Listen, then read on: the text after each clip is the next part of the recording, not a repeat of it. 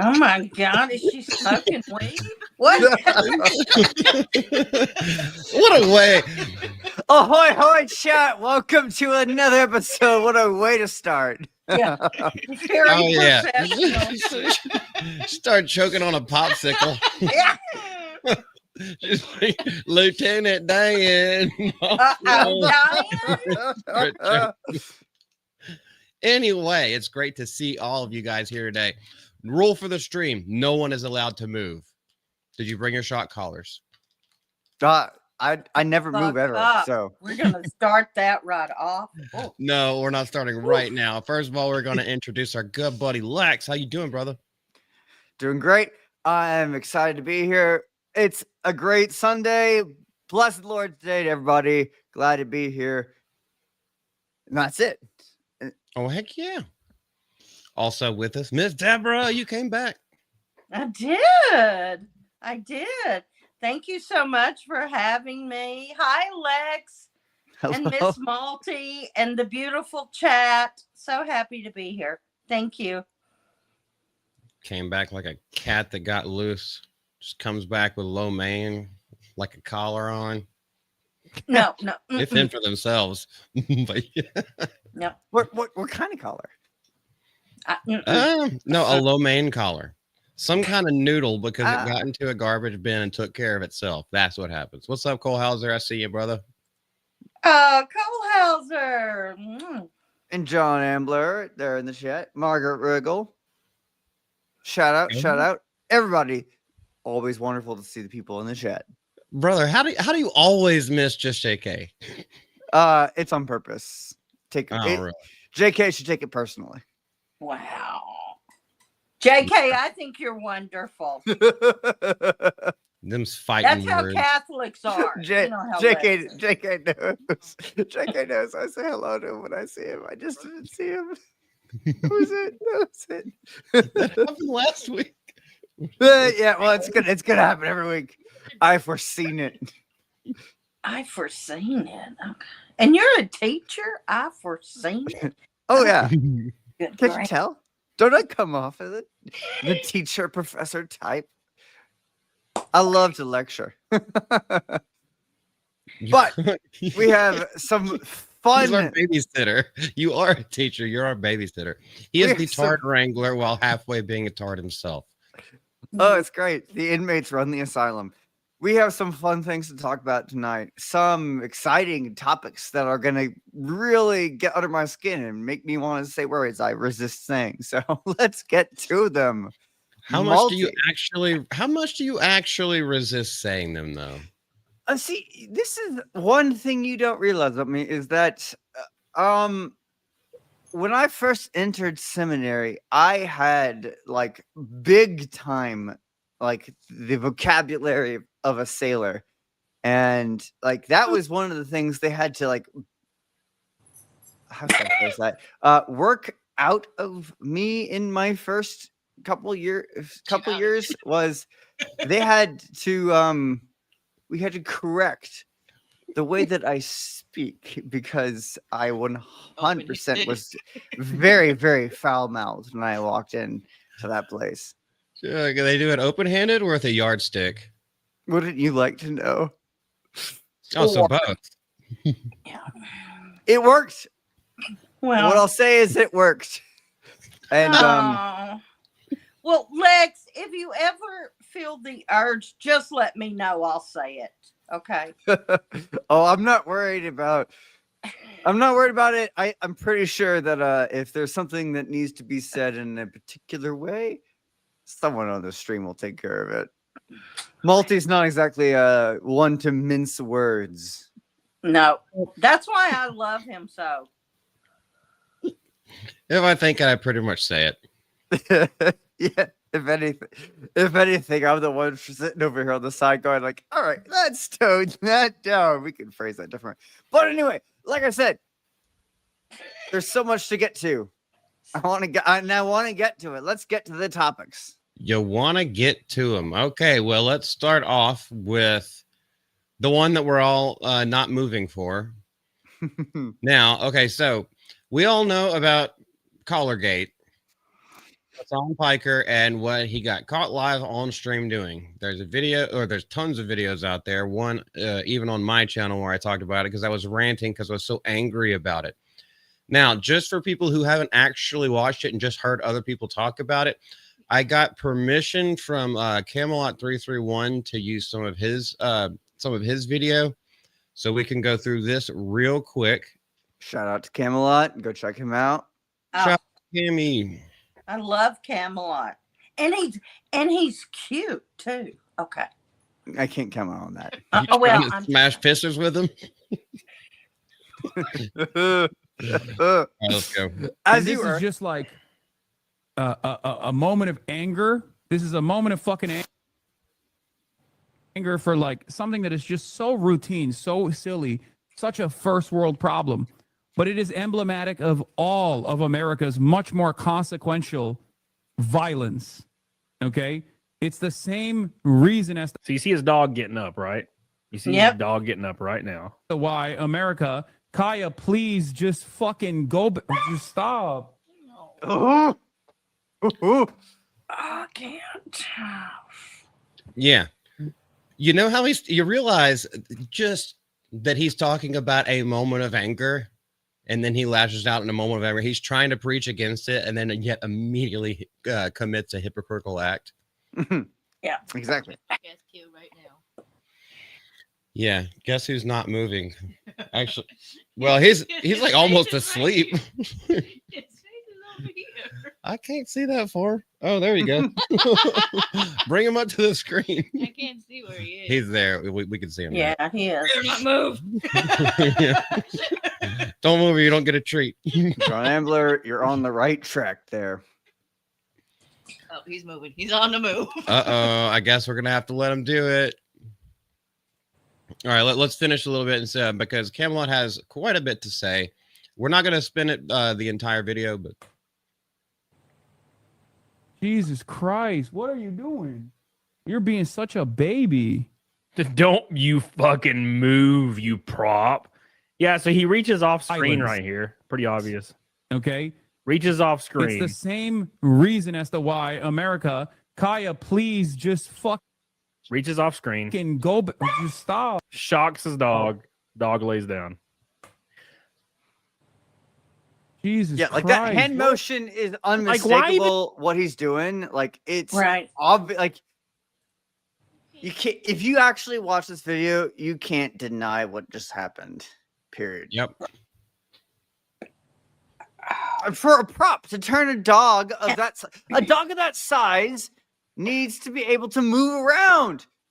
And I've never watched a single one of this guy's streams. I have no interest in him whatsoever. He has trash takes and seems toxic. But from what I've been told, that dog stays almost in the same spot for his multi-hour streams. And I'm like, oh, that dog Yeah. has been Um, trained in a brutalist way to not leave that spot, as he just demonstrated. right. That dog, I did some research on this, even though I was just so fucking mad at Hassan. I did research some, and there have been streams. He does long streams sometimes. That dog had to lay there in that position for 4 hours. And I mean, what human or animal stays in one position for 4 hours? And because the dog just sat up, I mean, he wasn't even doing anything. He shocked him. Oh, Well, that's why Cody said, I was like, you stay there, you fucking prop. yeah. Because that's all he is. It's for Twitch chats in the background. Oh, puppies, doggo. Here, Yeah. let's give you money. Yeah. That's the only reason I think he has that dog is because it's a good prop for him. There's no way I could ever do that to one of my pets. Yeah. And then one other thing, and then I'll be quiet and you guys can go. So I have a friend that is a very successful, like I call him the Dallas dog whisperer, but I mean, really not. But he's very good, very successful. And he, lots of people go to him with dogs that, you know, bark excessively or are aggressive or this or that. Okay. He doesn't recommend shock collars, but he says for some dogs, they can be useful for training, but you don't use the shock collars for punishment, for when they do something you don't like. Like that's just cruel. And it looked cruel, it sounded cruel. And 5 minutes in a room with Hassan Pike with a cattle prod. Just saying that's it. I mean, I can't deal with him. Cannot. I feel like there could be some kind of use if your house is like on a highway and the dog is a jumper or a digger or something like that. That invisible fence. Yeah, but that's training. You know, that's training it not to go out there and get run over. That's not run over. Yeah. Grandma got run over by a John Deere. Well, I mean, yeah, there's exactly that. There's a difference between setting up limits in a yard and training not to bark versus using a shock collar as a tool to keep a dog in literally one place on a mat as a prop for 6 to 8 hours at a time while you stream and talk total nonsense in front of yeah, because I don't even know what he's saying. He doesn't know what he's saying. He's Deborah, if you want to know what his channel is about, it's just him, for lack of in a friendlier way to phrase it, it's hours of him shitting on the country that enables him to live the life he does. That's it. That's his show. Okay. You want to know what his show is about? It's him talking trash about the very country that enables him to live the cushy life he does and shock his dog and make millions of dollars and drive a $200,000 plus car. All the while, America's the bad guy, right? Because that's his type of show. That's his thing. That's his thing. Okay, but he is an American, right? He is an American citizen. Yeah, apparently. Okay, that name throws me. I'm sorry. I know, but that name throws me. And the way he behaves makes me think, I don't know. I saw him once. But what kind of American are you? About a year ago, one time, and I went, yeah, this guy's not for me. And then when this happened, I remember talking to Malty about it, and I'm like, is he a big deal? Because I had no idea he had that many followers, subscriptions, whatever. And I'm like, I just don't get him. I don't know how that many people can listen to him, especially because his streams are fairly long. They are. They're not entertaining like us and our stupidity and all. He's just lecturing, the whole time. And the dog's supposed to just lay there and not move. So he's not for me, but don't hurt a dog. Don't hurt a dog. Because then it's over. Anyway, go ahead. I'm sorry. Right. I'm done. Lex, I'm going to have to go back. I wouldn't even use them to stop them from barking.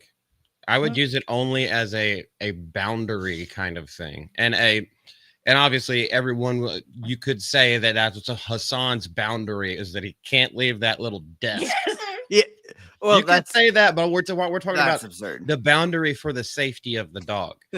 I wouldn't use it to like discourage barking or anything like that, because that's no most of the time they're trying to alert either other people around them or alert to the danger, perceived threat, or something that they want.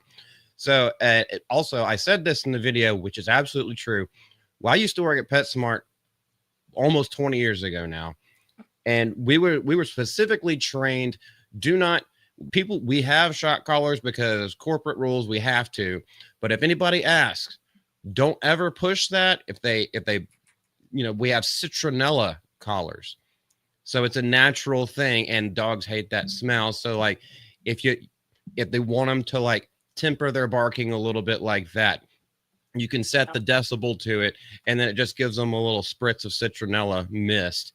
And then that does the exact same thing and does not hurt the dog in any way whatsoever. They're like, try to push that one.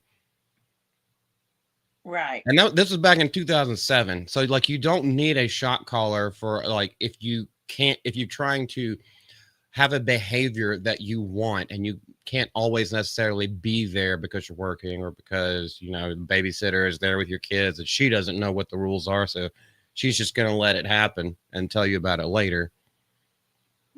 Is this dog allowed to like walk around the house? Well, it was whenever his mom was, we get to this, by the way. Well, there's more to it, and there's a whole nother clip as well of the different. Exactly, instances. is what I was about to say. Is another thing is like, in recent days, other clips have emerged of his treatment of his other pets as well, like yanking a dog by its tail to the point that the dog is lifted off the ground. Oh, don't even tell me that, Lex. Are you serious? Oh yeah, Oh, Miss Deborah. Have you not seen? I hate to tell you. Oh yeah, here you go. Oh, here you go. Stay. If you run right now, I'll fucking kill you. Like, I'll actually kill you, okay? In front of everyone. Motherfucker, come here.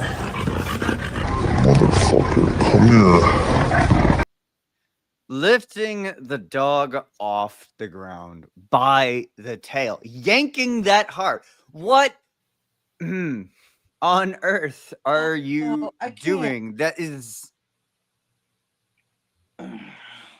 Come on, man. Use the Twitch speak. Isn't that Chad energy? There are many things I'd like to say, but I got so emotional with that. Sorry. None of them. Oh, I don't know how to immediately respond to that in a way that would be appropriate in front of my students. Well, they're not here. Tell me, Lex. I hope they're not here, but that is. Oh my God. Despicable, abhorrent, and repugnant. And as a man who spends his day, as he is, ranting and railing about the very country that enables him to live the life he does, while he hypocritically tortures his own animals into being props for his show. I mean, what are you supposed to say about this type of person? You have to it's so difficult because you have to recognize the humanity in this person, but at the same token, he sure is not living up to it and is making a very poor representation of what man was meant to be. He's doing it for clicks. And you know what pisses me off the most about this is because he's gotten his ass handed to him in debates, if you want to even call them debates. Like every time he tries to go and do a public thing where he's not by himself, he gets destroyed, but he doesn't lose any viewership. He doesn't use any followers. What he does do is go to a circle of friends. Did y'all see? I don't have it pulled up, but did y'all see Valkyrie like talking about it? And she's like, I can't say anything bad about my friend, but I know I love that dog. And it looks really bad, but I don't know because she's spoiled. And she's like, you're not saying anything, Valkyrie. You know this is happening, and you don't want to throw your friend under the bus. Fucking grow a pair and stand up. I'm going to tell you, if one of my friends, acquaintances even, did anything like that, I'd be in jail, and then their pet would have been removed probably. Because I can't with that. There's no reason for that. That's not teaching that dog anything. That is just hurting that dog.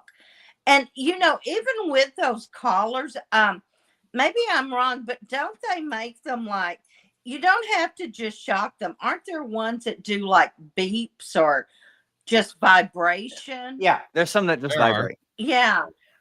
But that I one mean, wasn't. Okay, so like shock collars, they literally have prongs that do that, and you latch it on to the dog's neck, so it's always in there. So that can just cause abrasions just without even shocking it. Yeah. You're already like rubbing into the skin. Well, and my friend told me, I guess that's what he's meaning by he says it can cause physical abnormalities or physical, what is the word I'm looking for? Physical harm, maybe, as well as psychological harm to the dog. I know the dogs are not human like us, but I don't know what to say. I am more upset, disgusted now than I was 5 minutes ago. Sorry. No, I mean, It needs to be said. The world it needs to does. know. Okay, here's my question, Yeah, the world Malty. should be angry at this. Yes, here's my question.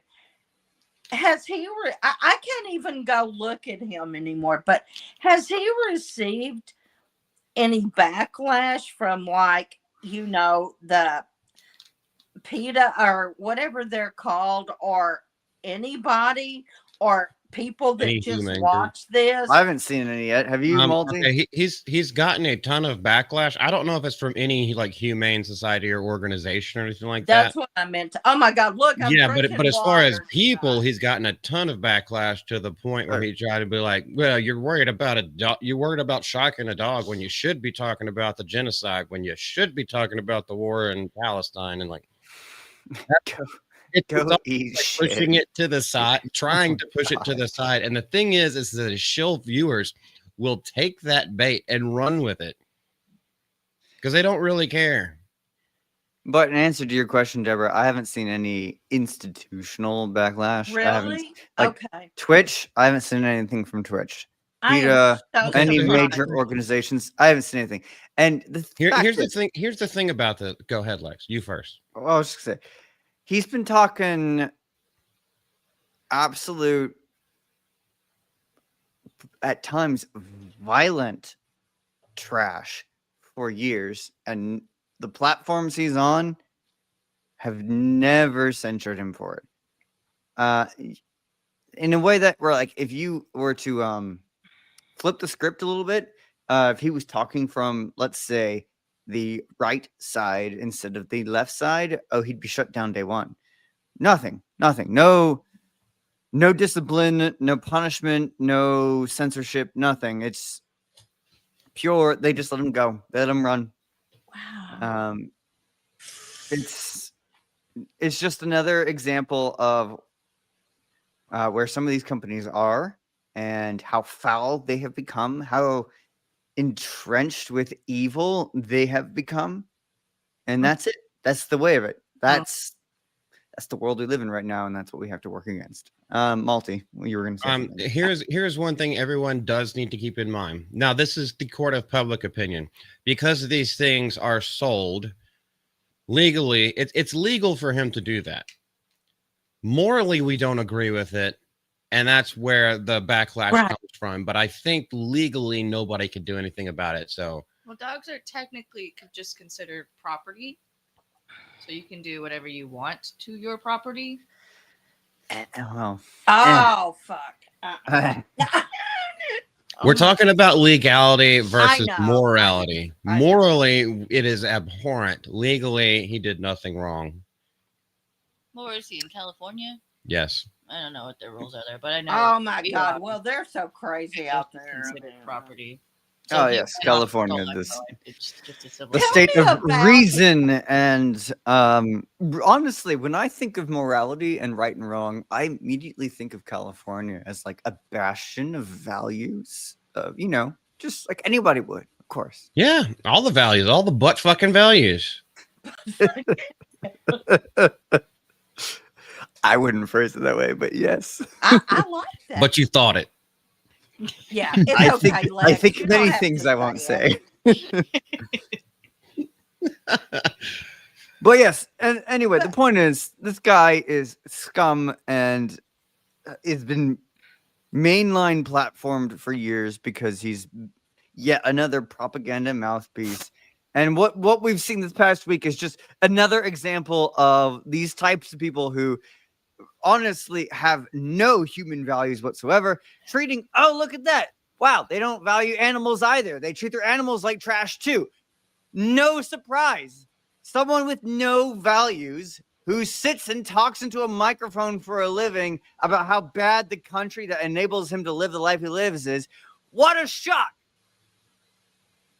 Anyway, I don't have strong What feelings. you can I tell. thought you were gonna finish that sentence. What a shock collar.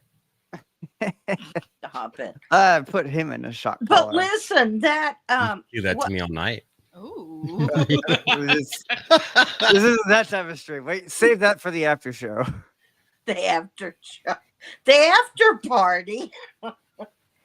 Yeah, crazy things had the after Diddy party. Oh my! Don't get into that. But You yeah, have to make jokes about heavy I topic know. once we get our rage out. I Oh, what know, I what did know. Lincoln Okay. say? I laugh so I don't cry. I don't know. Did cried he say over that to that. the last slave that he fucked? Well, his comment at the time actually was in response to the death of his child. But sure, go on. I mean, he fathered kids with slaves. I don't know that Lincoln did that. Jefferson Wait, certainly what? did. I'm so lost. Jefferson certainly did, but I don't think Lincoln did. Let's talk to Razor Fist about this. Oh, I don't know. Razorfist and I would probably get into a huge Catholicism debate. I don't want to do that. Catholicism. That's such a powerful word, Catholicism. Yeah. Yeah. But Well, Malty, they what's have our their what's our next topic? Oh, we're done with this one. Okay. Do you want to say anything else about this one? No, I just want to say I don't know Lex. Did you show the video or did Malty about Oh, the Malty. dog and the tail and all? Oh, I brought it up and then he had the clip ready because he okay. knew it was coming. He knew it was coming. Because to me, that just proved what I really thought of him, and I mean, emotionally, it affected me, and I can't believe people still support him and his stream after that. But okay, that's all. The end. To answer Cole Hauser, I have heard him say that before. Now, it was a while back. And I think that might be a little bit taken out of context, but I do remember that coming up in the news cycle. I love Cole Hauser, by the way. I'm just saying. Yeah, Praise we the need rock. that. We need to make him a legal immigrant. Illegal. He's out there in Canada. At least we got rid of Trudeau. There's a lot of people in Canada I love, so. I can think of 4 off the top of my head. Stop it. Two. Oh my Justin God. Bieber. No. Ryan What? Reynolds. Okay, Ryan's there. I'm talking about, the Saskas, and that's 2 people. Oh, Cole there. Hauser, and then X-Ray Yeah. Girl. Well, and then Martha that's Steborg, so right. that's 5.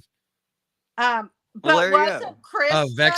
Vex Fear lives in Canada, so that's 6. Why are you moving? Isn't Krista from Canada? She's from Canada, but she is a full U.S. citizen now, and she Oh, lives in- okay. I think Okay. she lives in Florida. I'm assuming. She's in She's happy to Orlando. park up She's from Canada, but she's recovered. Yes. Oh, I love to visit Canada. I always have. Oh, it's very pretty. It's shame the government they have that just is determined to Well, ruin I the rest of mean- people. Okay. Oh, same thing with the UK. Oh, same thing with most of the West these days. I can go on a rant about that. I'm not gonna. Anyway, Okay. Whew. All right, take a deep breath because now we get to laugh about people. oh, I'm good at that. Well, I don't know. You might have a hot take on this one as well, because the Netflix CEO claims that if some people think their content is harmful, we're doing it right, as Elon Musk cancel Netflix campaign continues. Now, we did speak a little bit about this last week, but now that the CEO has come out and said a couple of things, it's like, if we piss people off, that means we're doing the right thing. Initial thoughts before we go into this.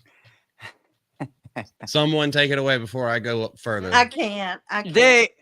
Yes. They But this is a trainee kid that is on a Netflix TV show for kids, specifically. To be clear, the show, like in the past week, a number of shows have been brought up and brought to like mainstream attention, or at least mainstream YouTube talk show attention, about like, oh my goodness, did you know all of these shows were talking about transgender things and that like and been marketed for children?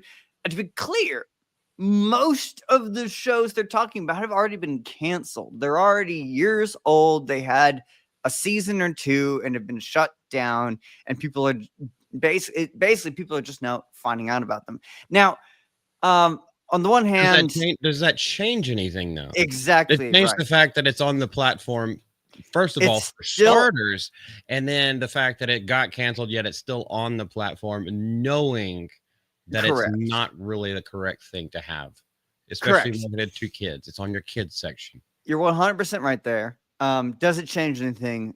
The answer from me is no, because it's still out there. If you right now just give your kid an iPad and unfettered access to Netflix, which I think is insane to do if you do, but if you did that, they could go and watch this right now. They could go and watch this right now. No filters, no problem.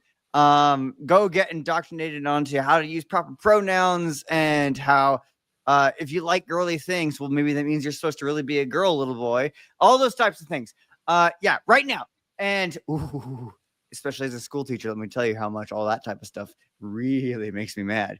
It makes me extremely angry. On the other hand, I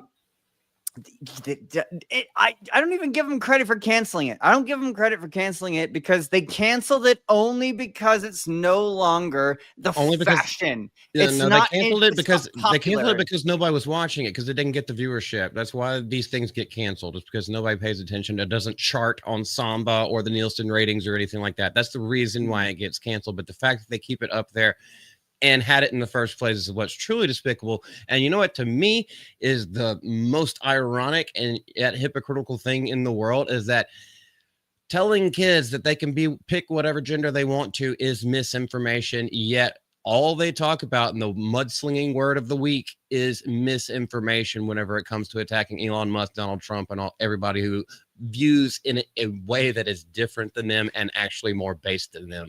Accuse your enemy of what you are doing. Period. Okay, so moving on. The Netflix investigation story has taken a new turn. For the first time since the billionaire's cancel Netflix campaign began trending, a senior executive has publicly addressed the wider content controversy. Now, he's over on Bloomberg Screen Time Conference. Co-CEO Greg Peters defended the programming philosophy, arguing that offense is an unavoidable consequence of serving a global audience. Really? How'd that work out for you with La Mignons, or other people know it as cuties? How did that work out? Sexualizing kids, sexualizing live action kids. Oh, it's an art piece. It's a French art piece. They're different over there. And it's like, yeah, we're different over here. Also, France is a bunch of bitches. We make them say our name. Peters never mentions Elon Musk, but his remarks came just days after the entrepreneur urged followers to cancel, and he talked about the streamer's woke bias and inclusion of gender ideology in children's programs. Now, here's one of the things. When you talk about a woke bias, what exactly do you mean, nigga? Oh my God. I was waiting. Made it pretty far this time without saying it. I know. I made a lot longer this time. I'm almost proud of him, but okay. Sorry. Growing up. The first time he did it, I was shocked. Like 2 minutes in. Totally shocked.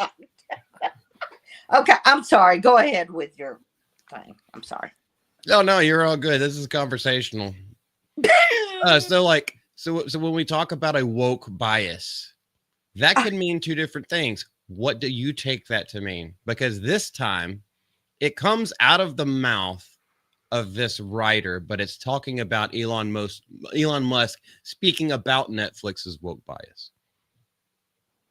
Well, frankly, woke bias in most contexts just simply implies an extreme leftist position. And that's what it's evolved to mean now. Originally, the term woke, it's funny, it was supposed to mean just somebody who's attentive and like awake, hence woke, awoken to sensitive issues. And it's evolved over the last 5 years into this concept of just being purely a leftist position, strong leftist position. We're not talking centrists here. We're not talking people who are just being reasonable, who may be on the right or the left. We're talking extreme left is what it's become. Yeah. Little side thing. He looks like those little thin lips are pursing up the mouth of Sauron. My master Sauron the Great bids you welcome. Okay. So this is what Greg Peters says. If we're doing it right, there's something on the service where service. Oh, okay. I thought I meant to say surface and it was a mistypo, but it's not. If we're doing it right, there's something on the service where every one of us probably thinks is not great, or they don't like, or maybe they think it's harmful. And frankly, if we don't have that, we're actually not doing our job. Now, what is their job? What is their job? Well, the job is to entertain and not exactly. However, there are portions of this that I can agree with, because what the left thinks is harmful a lot of the times is just modern standard family values, period.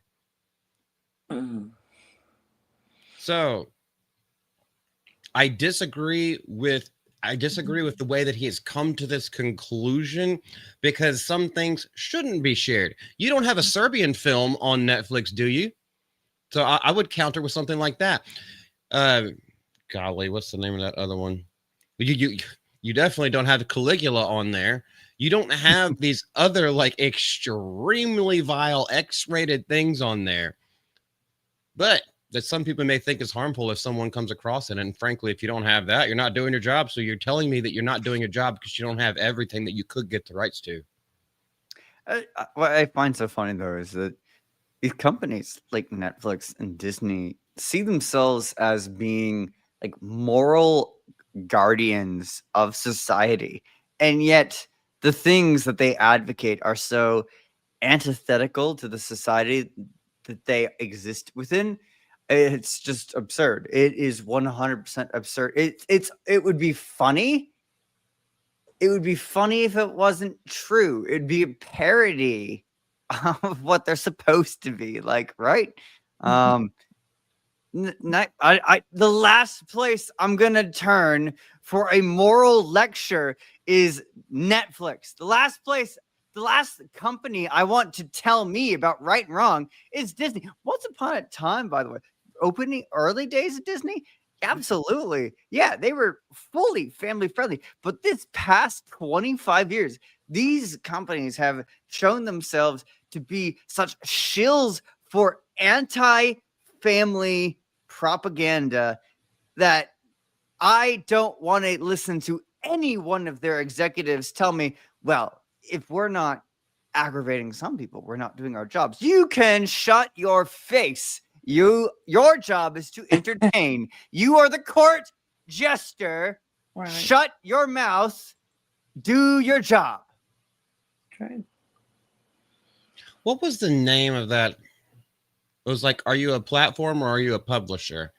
You have to pick a side because they're completely different. I don't know. That was years ago, and I can't remember the overarching term that it was called. But that was back when I was watching Steven Crowder like all the time, and he like really laid it out. It was like, no, you are either a publisher or you are a platform. You cannot be both. I feel like I've gotten angrier than Multi this episode. Yeah. Well, I mean, I've already made my videos, so like I've already gotten most of my early rage out, and I do want to hear from other people, so I'm not trying to talk over anybody, and I just go on a tirade. I'm not extremely mad about this topic right here. If we were talking about the Benny Johnson thing, I'm about to get mad all over again, but that is not on the docket tonight. Oh my god. Although we could. Thankfully, the guys behind bars, for y'all, those of y'all that don't know, a physical letter, death threat, and the way that he was going to kill not only Benny, but his wife and his kids was sent to his house. They found the motherfucker. They locked him up, and he's facing federal prison. No, he's going to federal prison. But we just don't know. I don't know as of yet how harsh it's going to be. One-way ticket to Pound Town, as they used to say. Hey, not in the way that you want, though. Not the good pounding. Oh no. Oh no. Wow. I always like talking to my military friends when they're like, you do this, and then they'll send you to prison, to fort, whatever, where you'll take big rocks and turn them into little rocks. I think that should be more standard. Prison needs to be more intimidating, frankly. It's right. It shouldn't be like just a hotel stay, which some countries that's what it's become. But the point of it is twofold. One, yes, is to isolate dangerous elements from society to protect the rest of society. Fair, true. But also it's supposed to be a detriment. And I don't know. Have you seen some of these documentaries, even on Netflix, for example, where it's like, oh, here's what prison is like in Norway, and I'm like, oh my gosh, that's a hotel, or that's better than the dorm room I had in college. What are you talking? Like, what is happening here? Why are violent criminals being housed in better environs than I had as a college student? Why? Right. Right. And federal prisons are not as harsh as like state prisons. The conditions are not as bad or as really depends on the state, doesn't it? Well, yeah. I think for the most, it depends on the crime. Well, a lot of the prisons time, don't even have air conditioning. Well, that's true. That's in enough some for me to places, commit but that's crime. not. Okay, we should talk about prisons one night, because I'm just going to say this, and Somebody call Gary. Because I was a parole officer for 5 years. I have been to several prisons. I have walked death row before. Not as an inmate, of course, but and it's like you didn't do the Green Mile. In Texas, stop it. In Texas, and Texas, it's not nice there at all.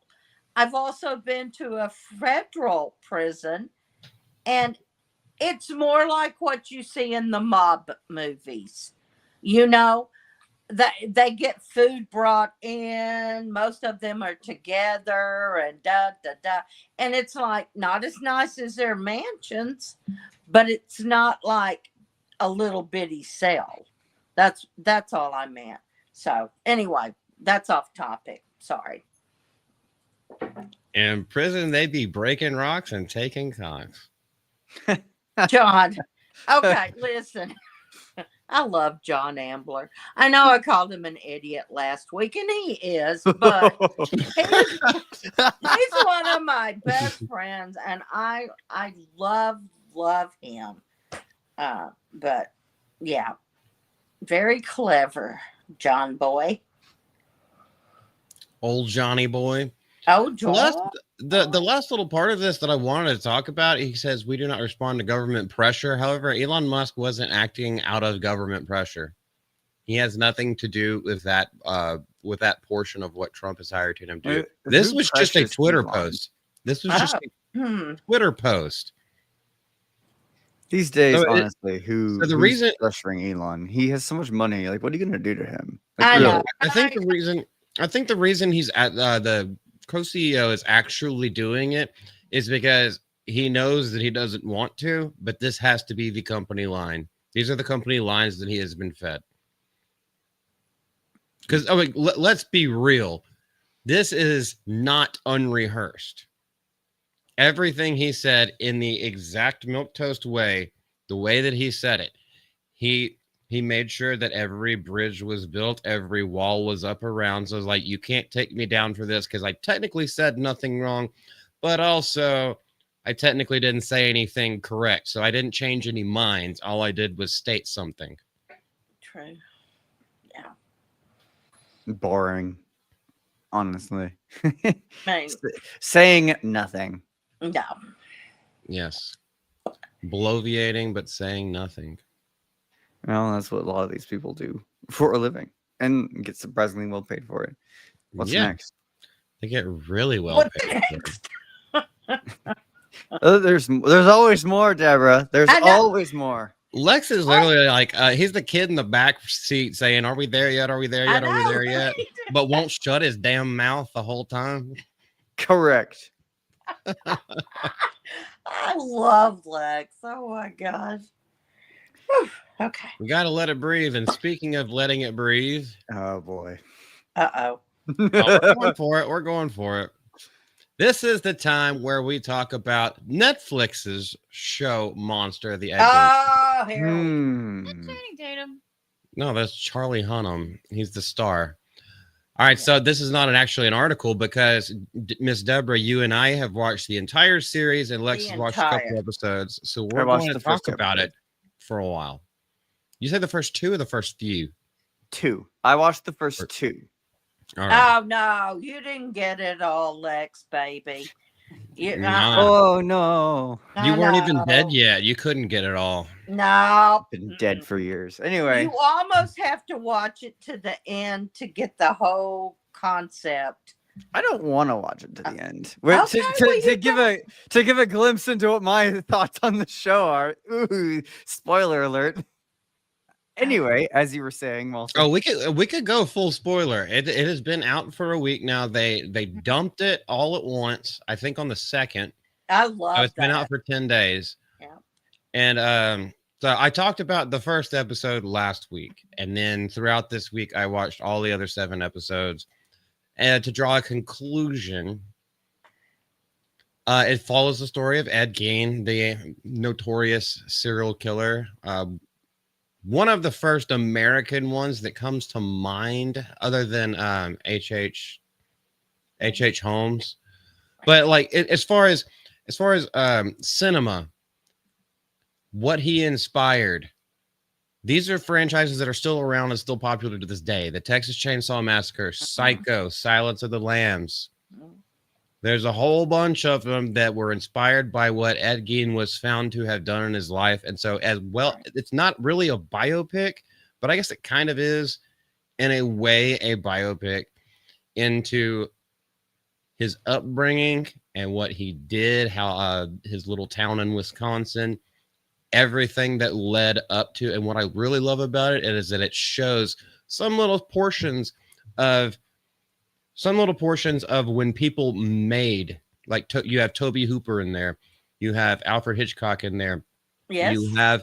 you have the bitch of Buchenwald in there. And Yep. they all play different roles. You also Charlie have Manson was there. Charlie Manson was in there. You also have the first transgender actor ever, which was real. I looked it up. Yes. I looked it up. That actually was real. That is true. You're right. Yeah. Yeah. Well, I think he was a monster. He was. But here's the thing. Back then, like what, 40s, 50s is It's when in the most 50s. of his killing occurred. 47 to 57. Yeah. Okay. Mental health and help for mental health and even addressing it was not a thing like it is today. I don't know if people just thought he was crazy, thought he was mean, probably a little of both. His mother was a fucking psychotic, I don't know what. But Lori Metcalf, isn't that her name? Roseanne's sister played his mother. She was amazing in that role. But it's like there was no chance for him. You know, there was no way he was ever going to stop or to get better. He had to be caught and institutionalized to stop his killings. He had Well, to be. Well, back then they didn't even know what schizophrenia really was. No, And so, they and didn't. yes, they had asylums back then. Bring back asylums, make asylums great again. Yeah, Agreed. But yeah, he was like one of the patient zeros of. We're coming across this person with multiple different personalities, and he sees things. Okay, multiple personalities and schizophrenia is completely different things, but he did have multiple personalities, and he saw things and talked to people just because they were in his head. yes. And he didn't remember which one happened at which point. He only confessed to 2 of the murders because he didn't remember. So yeah, he didn't remember, and like he was declared unfit for trial. Yes. Yep. Yeah. Yep. And that's what they But used the to do back in things the day. But Oh, I'm so sorry.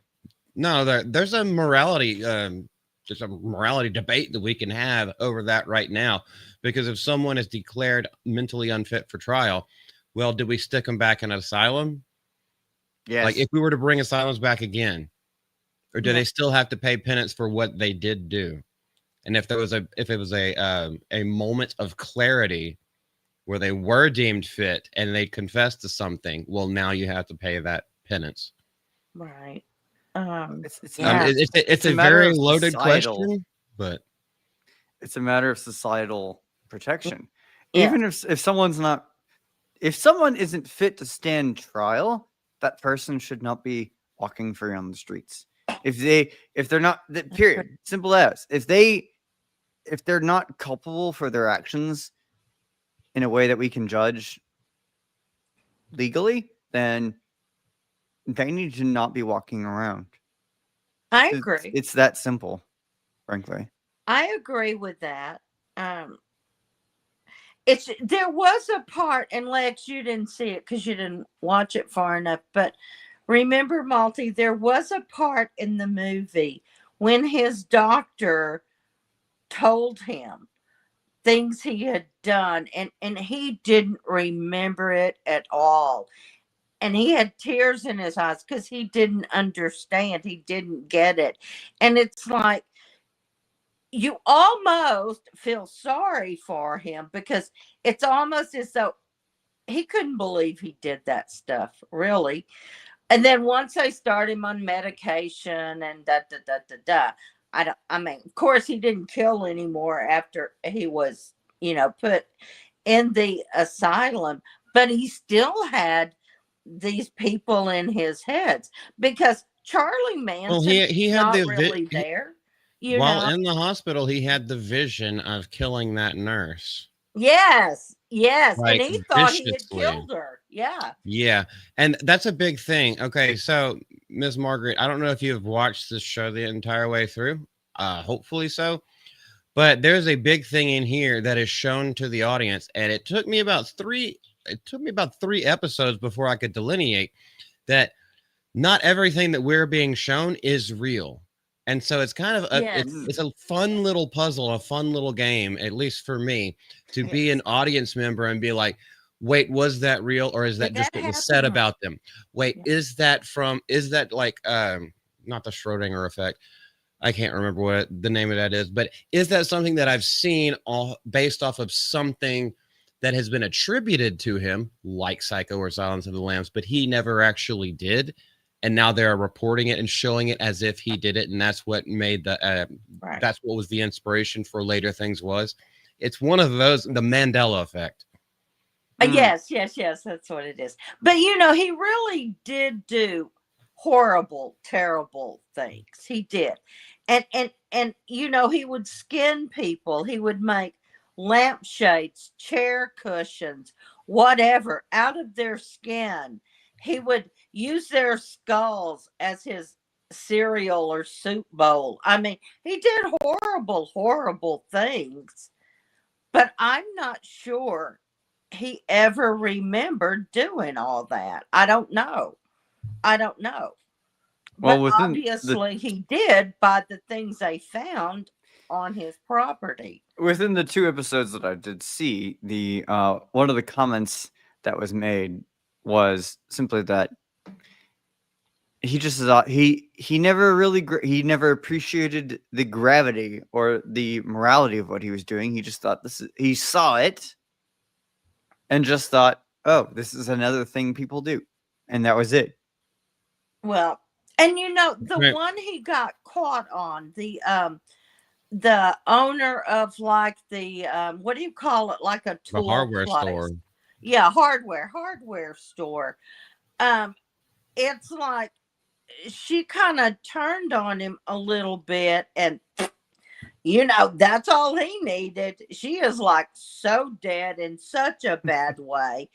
And, you know, she's hung up in his barn and disemboweled. And I mean, he did awful things.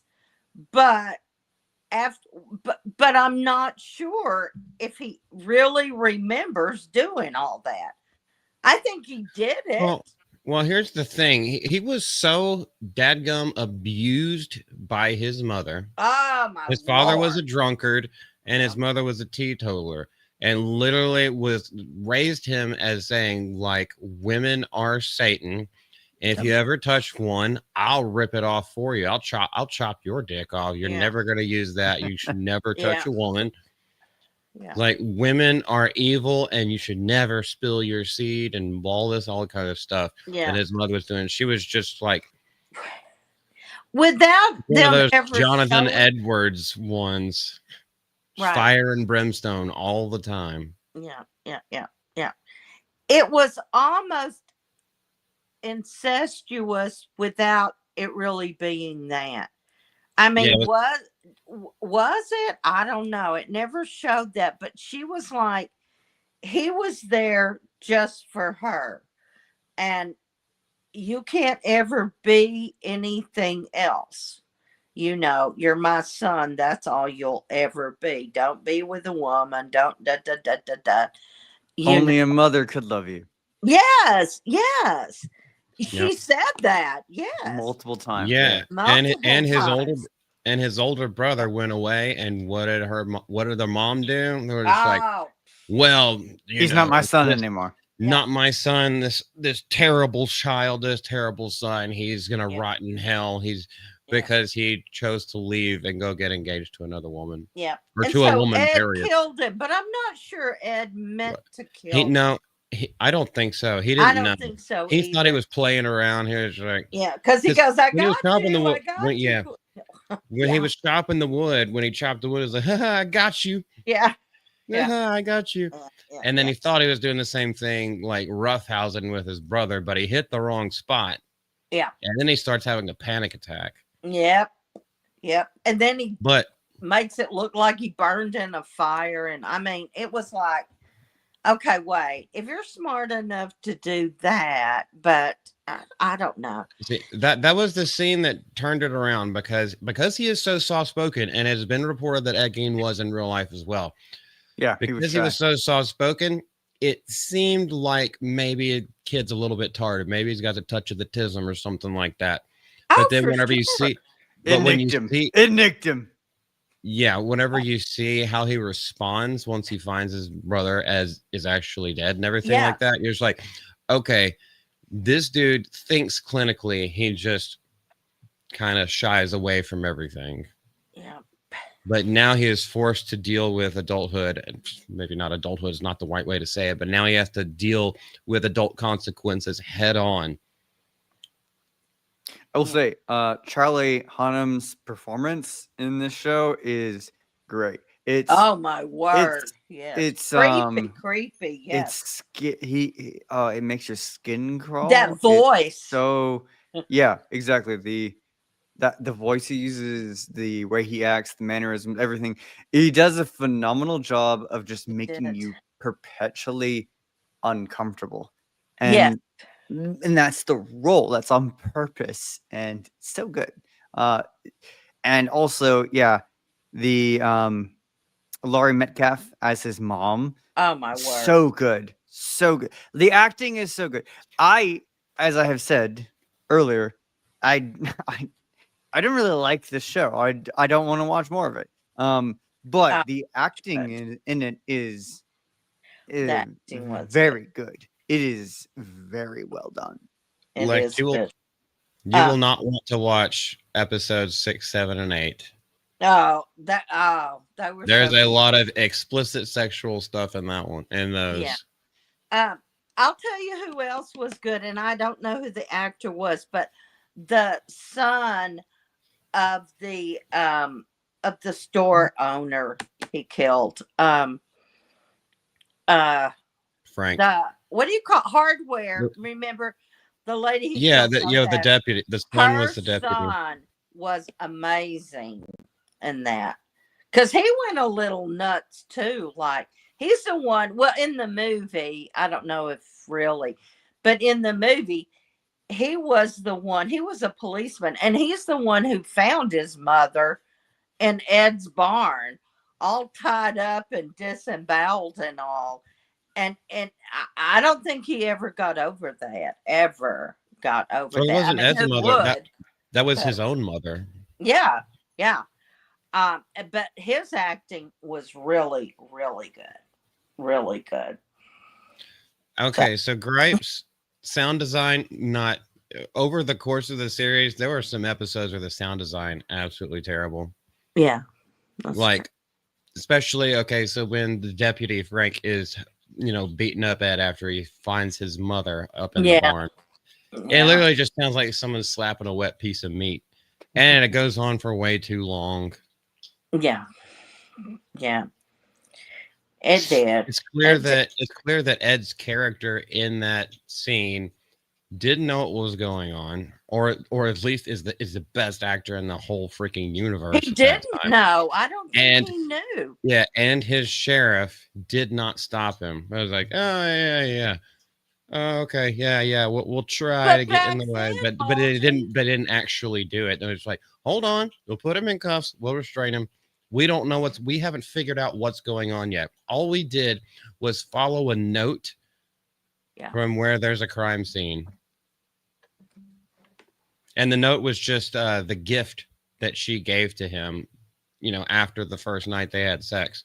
Yeah. And then he came in and was just like, because he had an episode with his mom, and she said that he has venereal disease now. Yes. Even though it's not his mom, because his mom passed away from a heart attack because she got so angry about everything all the time. So she died of a heart attack. She'd been dead this whole time. Oh my God, but still there. Yeah. But still living in his head. And so he was just like, I shouldn't have done that. She gave me a disease. Now I'm infected too. So I'm going to go call it off. Yeah. And wow. Yeah. That was powerful. I thought, I mean, it was much better than I thought it would be. Because I'm like Lex. I only saw the first one and went, yeah, no, I don't, this is dumb. I don't like it.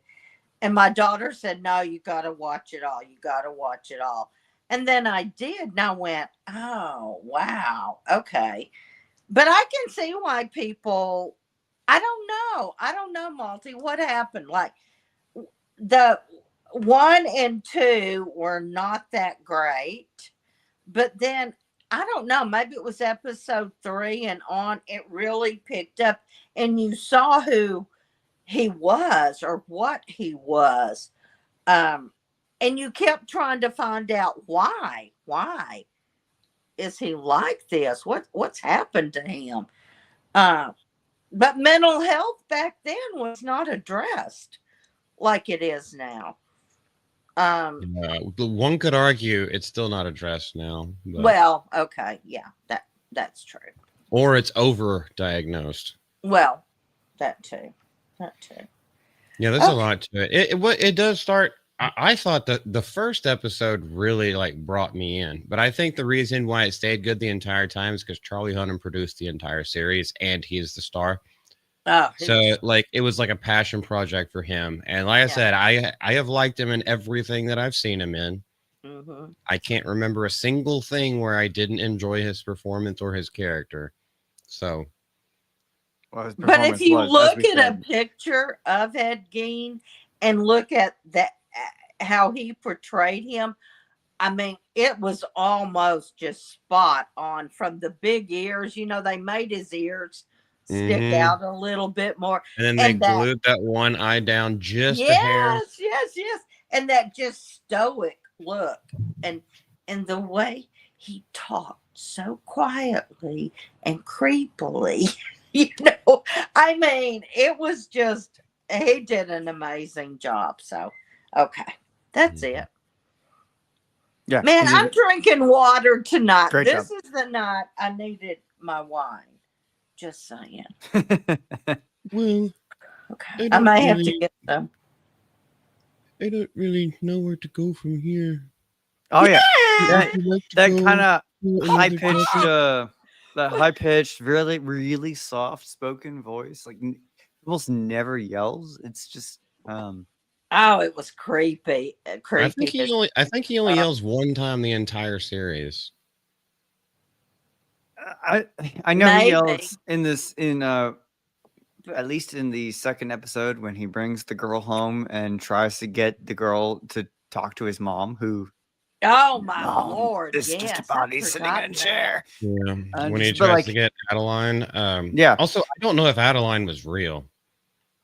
That's one of the No, things. I is, think like, she was. who She is? came to see him later on. Remember?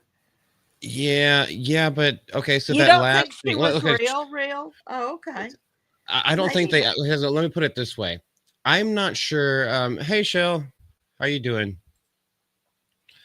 Here's Oh, here's kind of a thing. Unless I look it up and she happens to be a historical character, I think that their relationship was all in his head, because when she comes in the one of the very last scenes of episode 8, towards the end, okay. he looks old as shit, because he's fitting to die.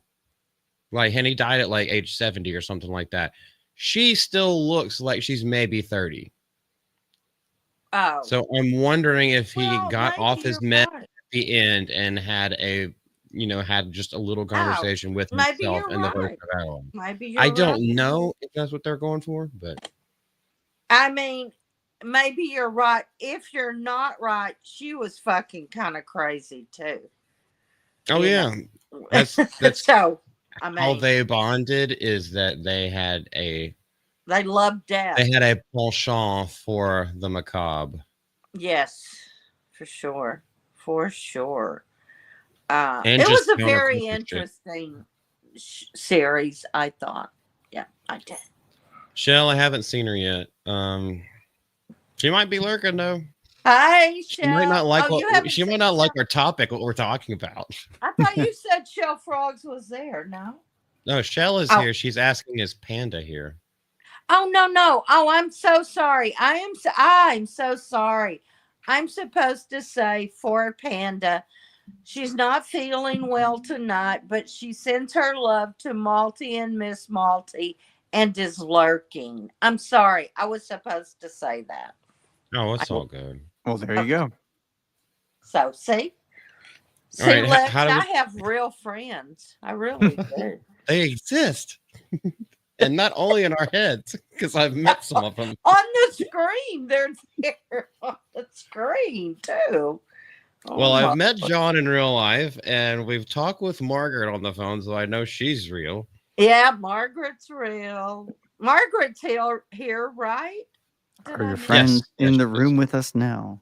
in the room with us now? Oh, that sounded spooky, Lex. Don't be Yeah. all Ed Gein on us. I don't think Lex would actually do something like that. Hi, Shell. Hi, Margaret and John and all my other friends. I'm not looking at the chat. Sorry. No, so that's why I have it pulled up. I know. Shell's asking, Don't worry, Chet. how did- I'm looking at you. Oh, yeah, yeah. staring Okay. you up and down. How'd you like the series? Let's go to ratings because Lex only watched 2 episodes and he understandably doesn't want to go further. That's okay. However, if you can get through the entire thing, Miss Deborah, how would you rate it? Oh, I think it's one of the best series I've seen on Netflix in a while. But Rose I mean, I went in knowing who Ed Gein was. My daughter had no idea who that was. So we had different kind of thoughts on it. But I think the series did a really good job. Really good job. And as you say, the acting was amazing. It's at least an 8 or 9 for me. I really enjoyed it. Gotcha. As for me, storytelling on point. I feel like padding the runtime a couple of times where I'm just like, I know you're going for building tension, but I think you're also going for building a runtime.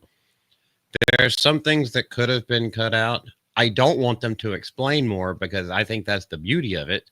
Right. Is that we need to pay attention and maybe to a point almost experience the schizophrenia of which he was suffering from. So I Right. thought that was a great artistic choice. Have I talked about sound design yet? There were a couple times where that was fucked up. Yeah. you're right. There were a couple of performances, not from any of the main characters. Main characters, absolutely superb acting. There were a couple of performances that I felt were a little bit one note and out of place, like they hired, I don't know, maybe like a friend or like some actor fresh off the studio, but that they didn't have to pay very well. Music was pretty much non-existent, and it needed to be that way. I started to say I don't even remember music. Yeah. So They used a Not lot a linear of, plot, but that doesn't matter as well. It is a solid 7. I might even take this up to an 8. I would probably need to watch it again. It's a solid 7. However, anyone who hasn't watched it, be aware it is extremely graphic. Not only in the violence, but also in nudity, sex. There's not much cussing. So like No. language doesn't really no, happen. not Because really. pretty much everyone is trying to be a Christian. It's like it's a very teetotaling Christian society. So there's not much cussing, but the sex and the violence is there. Also, everyone should know about the necrophilia. Oh my god. So that is shown As well. There was cursing here in my apartment as I watched. But that was from me. Like, what the fuck? music. The soundtrack. Most of it was, having watched those 2 episodes today, just a few hours ago. Most of it was timepieces. So it was songs from the 40s and 50s that were popular at the time. Other than that, there were like other ambient sounds, but it wasn't nothing to write home about. Nothing very impressive. I wouldn't call it a score. Yeah, no, It was more absolutely just not. like you pick some songs from like a Fallout radio. Yeah, at best. And again, as someone who's not, I watched 2 episodes. I'm not particularly interested in watching a whole lot more. I think it's supremely well acted. Like I have to emphasize it. It's super well done. It seems like a really good show. It's not for me, is what I would say there. And by all means, you can recognize that something is well done and also recognize that it's not your type of thing. And that's where I am with this show. I think it's doing a really good job. I do think it's slow. I will say that. The 2 episodes. What you saw was slow. I thought so too. At least the 2 episodes I saw, I definitely felt like Okay, let's get on with it. Let's get on Yeah. with it. And No, you I need agree with that. some time to build tension for sure, and that's like that's a strategy. That's like intentional. But it felt like it was taking too much time to me in those first 2 episodes, and I think when it got going, it was gone. You know, uh, a few parts at the end, I wasn't sure about. You know, like when he's obviously dying and he sees Charles Manson and dun, dun, dun. I'm like, I don't know about all that, but okay. But overall, Okay, so here, that's I- the thing. That kind of further. Sorry, go ahead, Miss Deborah. no. That's all I was gonna say. I was like, I, of course, it wasn't real. It was in his mind, but I guess that's a point of showing those people that were so proud of him, such fans of his, and like, you know, he was the greatest serial killer of time back then. I mean, is that something to be proud of? I don't think so. But they were so honored to be able to see him and to know him. And I was kind of like, I don't know. That's all. I think that kind of bolsters my theory that he got off his meds and he started going Yeah. back to it because he was just like, oh, just taking one last look at my accomplishments, because he was very well read and he kept up to date with all of that stuff. Yes. And he had the freedom to do it, so he knew about all of it. And he also had that one serial killer in jail that was that sent him the pen pal thing so Oh. that he could oh golly, what was the one at the end where he helped catch them? Also, don't know if that part is true. I need to look that up if it's historically accurate. But he helped catch Ted Bundy. Oh, yeah. See, it was like, He's like, you should be looking his name for someone with this MO. Ted Bundy didn't use that MO, but then he had that guy in jail that was a pen pal to him, or maybe not a pen pal. He says, I don't respond, but and then he sent him, was like, this guy, he's the real deal. Here, let me send you this. And it was just like, it was signed Theodore. And it's like, he said, his name's probably Ted. yeah, Or Teddy. yes. Because he I goes by remember Teddy. that now. I'd And they forgotten found about the Ted Bundy thing, but yeah. that's not true. I didn't think it was. I don't, yeah, I've never heard. I that was like, before. that might have been in there just for I thought Ted to make Bundy him feel was, better as he's dying, and also that, see, even to the fact that it's not true, even further bolsters my theory that he was off his meds. yes, Oh, that's true. That's So he true. was no longer cogent and cognizant of mind. I thought Ted Retrospect. Bundy came That's the one. later than then. I I know don't it was- know. Well, I feel haven't like the looked time at it. period is. I feel like the time period is close to around the time where Ed Gein died. Okay, so 83, 84, something like that. I guess so. Ted Bundy was scary because he was kind of normal looking and acting. Whereas Ed Gein, there was nothing normal looking about him. But Ted Bundy was. He was scary and he was clever. So Ed Gein to was me, like a he's one of fool. the scariest ones. But I know that's off subject. Anyway, okay. It's all good. We got a Okay. sour punch straw, so Lex, you say something. You big and quiet. Yeah, Lex, talk. I need to get some wine. I I'll mean, be right back. I already said what I had to say about the show. If you're at all squeamish or in anything, it's not for you. I don't want to make it sound like it's poorly done, because I think the acting is really good. The music is whatever, who cares? It's like, as we said earlier, it's like you're listening to Fallout Radio. Honestly, it's nothing to write home about. And then outside of like playing actual songs from the period, it's just kind of like ambient strings that slowly escalate and raise the tension, those types of things. So there's nothing impressive. And again, it's as far as I saw.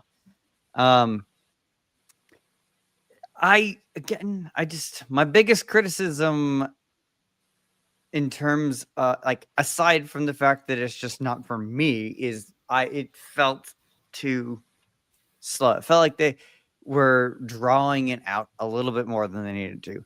And fine. I mean, it's a TV show, but like I think they could have been more concise with it. Honestly, but other than that, like if you're into true crime stuff, you're into those stories about serial killers, 100%, it's absolutely a show for you. It's well done on all those regards.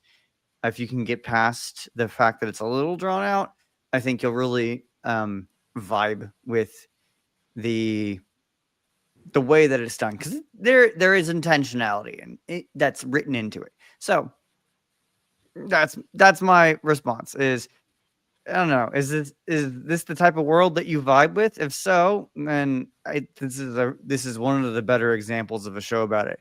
If this isn't something that you vibe with, then however well done it is, avoid it. It's fine. Margaret Rickle says, as a former investigative journalist, I'm no longer interested in crazy criminal activity. I don't blame anybody for not being interested in the subject matter, especially when it's shown with such graphic nature. Oh, I fucking loved it. Okay. Are you sure you're drinking water, Miss Deborah? No, not now. Oh, hell yeah. The party's just begun. We've shifted now. Oh, we going 4 hours now. Let's go. Well, let me go grab some of my drinks. Here we go. Shut up, Lex. What? Hold on. He drinks for the Eucharist? Fair. I famously used to, not so much anymore, but I famously used to make a drink recommendation and recipe at night on Alf's show in his chat. I haven't in a while, but Oh, sorry. Yeah. John Ambler says, I'm actually drink water tonight. Well, yeah, sure. sounds like you already had. Oh my goodness. Sounds like you already John's had not some drinking more. alcohol. Fire water. That's what he's drinking. I'm actually drink water. Sounds like you've already had some nut water, my boy. Oh my God. Listen, if John Ambler and I both drink too much, oh my God. It's not pretty. Now, Deborah, is there a shot collar on that dog? No, there sure is not. It is Well, just hold on, rhinestones. Look. You're not following the rules of this stream. Oh, we're not supposed to show our pets. No, sorry, the rules she of the was- stream is no one is to move and everyone has shot collars. Oh, Zoe. I'm wearing a shot collar right now. Stop. I'm So- wearing one where you It's don't our see where I'm valet wearing it. trash pickup. Tell me less. Zoe, stop. They're picking up the trash. Oh my God, I'm so sorry, guys. I'm telling You you, have to I'm apologize just for so a dog. professional. That's the whole big thing about the Hassan stuff. You don't have to apologize for dogs that just want a little bit of attention or just to stretch their legs. It's not that big a deal. I can't stand that motherfucker. Wait, you're I'm gonna telling say me it. that I'm not dogs even just want to be yeah. dogs? Oh, what a shock. They don't want to just be a prop in the side corner Well, of your screen. Oh. I mean, oh, God, whatever. Yeah. Anyway. I have never. I mean, my dogs have always been well behaved. Well, okay. She heard the trash people picking up her trash, but I've never seen a dog that would just stay in one position. I mean, even for an hour, much less for his whole stream. So, 6 to 8 we're hours. back on just him. sitting Let's there. don't go back to him. 'Cause- Yeah, that was right. a crazy thing too, because he will go 6 to 8 hours once the dog there the Yes. entire time, but then he'll leave for like 45 minutes and it's just a chair. So like, And so the dog- this nigga gets to get up and leave, but the dog can't. Good to know. I can't stand that motherfucker. I'm just saying. I'm sorry. Sorry, Lex. You're not gonna offend me with the language. I just don't. Well, yeah, I know I shouldn't say that, but he needs It's to. so funny that people think they have to like reframe the way they speak around me because it's like you have no idea. I'm just as bad. Listen, It's just a habit I've broken. it's so funny because I'm sorry, Malty, but this will be quick. So when I met Malty, in fact, at the Dallas Con in what was that? May, June? I don't whenever. She forgets Yeah. that she met me May, I there too, think. by the way. Oh my God. Yes, she does. Wait, hold on. Yes. Okay. In the bar where Lex and I were already there. So Lex does drink, and it was in Oh. June, John. I think we must be Ubered the there next- and yeah. back because I knew I was gonna drink. So, but I was the guy sitting next to a drunk 3PO Jay the whole night. That was me. I was the guy sitting next to him at the table up there. Yeah. You All know, right. you can always Go tell. ahead, it's me Miss at a Deborah. What were you show. gonna say? But I'm gonna say I'm so embarrassed. Number one. Did you see me? Yeah, we met. I We did not meet, Lex. I literally every time I go to one of these things, I wear a shirt that has my the emblem that you see on screen right now is on my chest, and then under it is written Lex Ludendi. My name is and also on the back of my shirt is Lex Ludendi. I'm very easily identifiable at any of these shows I go to. It's really I easy. don't even know what to say. John Ambler, you better say something. He's saying he- he remembers meeting me. Lex was there and was wearing the emblem. John, I can't stand you. You're Okay. supposed to agree with my delusion. It's so funny because I think it was Jay, you, John, and me. And I even talked to Jay. Well, it started that way. It started out me, Lex, and Miss Malty, Yep. and then Risk It for a Biscuit came Oh in, my Lord, yeah, that one. and then Jay came in while I was talking to him, and then you and John Ambler came in because like Jay just put his hand on my shoulder, and I was just like, "What the hell?" And Corn Boy showed up, Yep. and then other John showed up with his girl, and then Wait, are you McCock talking showed about up. outside or inside? Because inside. So general John duality. and I were there before Jay. Well, okay, I don't remember the exact sequence of events. This isn't Yeah. Final Before Destination, you but were. these are the Can people we that all pull ended the up showing up. video? But- I mean, it's like that is so embarrassing, Lex. That's so embarrassing for me. Well, Because what I I don't was think gonna you and say- I spoke directly almost at all. We met briefly in passing, but we met. I was there wearing a shirt with my name on it. So Fuck. Okay. It's probably because I'm so tall and I was standing in front of him. Yeah, that's it. That's it. That's it. Right there. That's Lex, it. Lex is not a tall boy. I am not. That's I'm it. like That's I'm like it. 5'11". You're 5'11". That's not really short. No, no, exactly though. The thing is that I'm entirely like in terms of like body size and everything, I'm entirely average. I'm Easy so to miss. sure the chat is loving this conversation. Oh yeah, they're leaving. Oh, they're having a fun time making fun I'm of just some of these kidding. things. We're messing around. Damn, you know, I need to go. I Shell's need just to go like, what back. is happening? It's like, we don't know. I need to go back to that bar, by the way, Malty, because the It food was there was cool, actually right? really good, and it was because of construction. It was so easy to miss. I don't know if you Yeah, remember we're talking about them. Listen, here's the thing about Risk It, okay? Risk It every night was directing us somewhere and all. Okay, he's not even from Dallas. I didn't know any of these places, and I've lived here for like 30-something years. And I'm like, I like that bar we were all at. I never heard of it, but it was so great. Yeah, it was really great. And it was like, how do you know that? Okay, what I was going to say before we went all, around the block with Me The fact not that she knowing forgot she meant me. Lex Yeah. Okay. Yeah. was. When I met Brisket, he was so funny.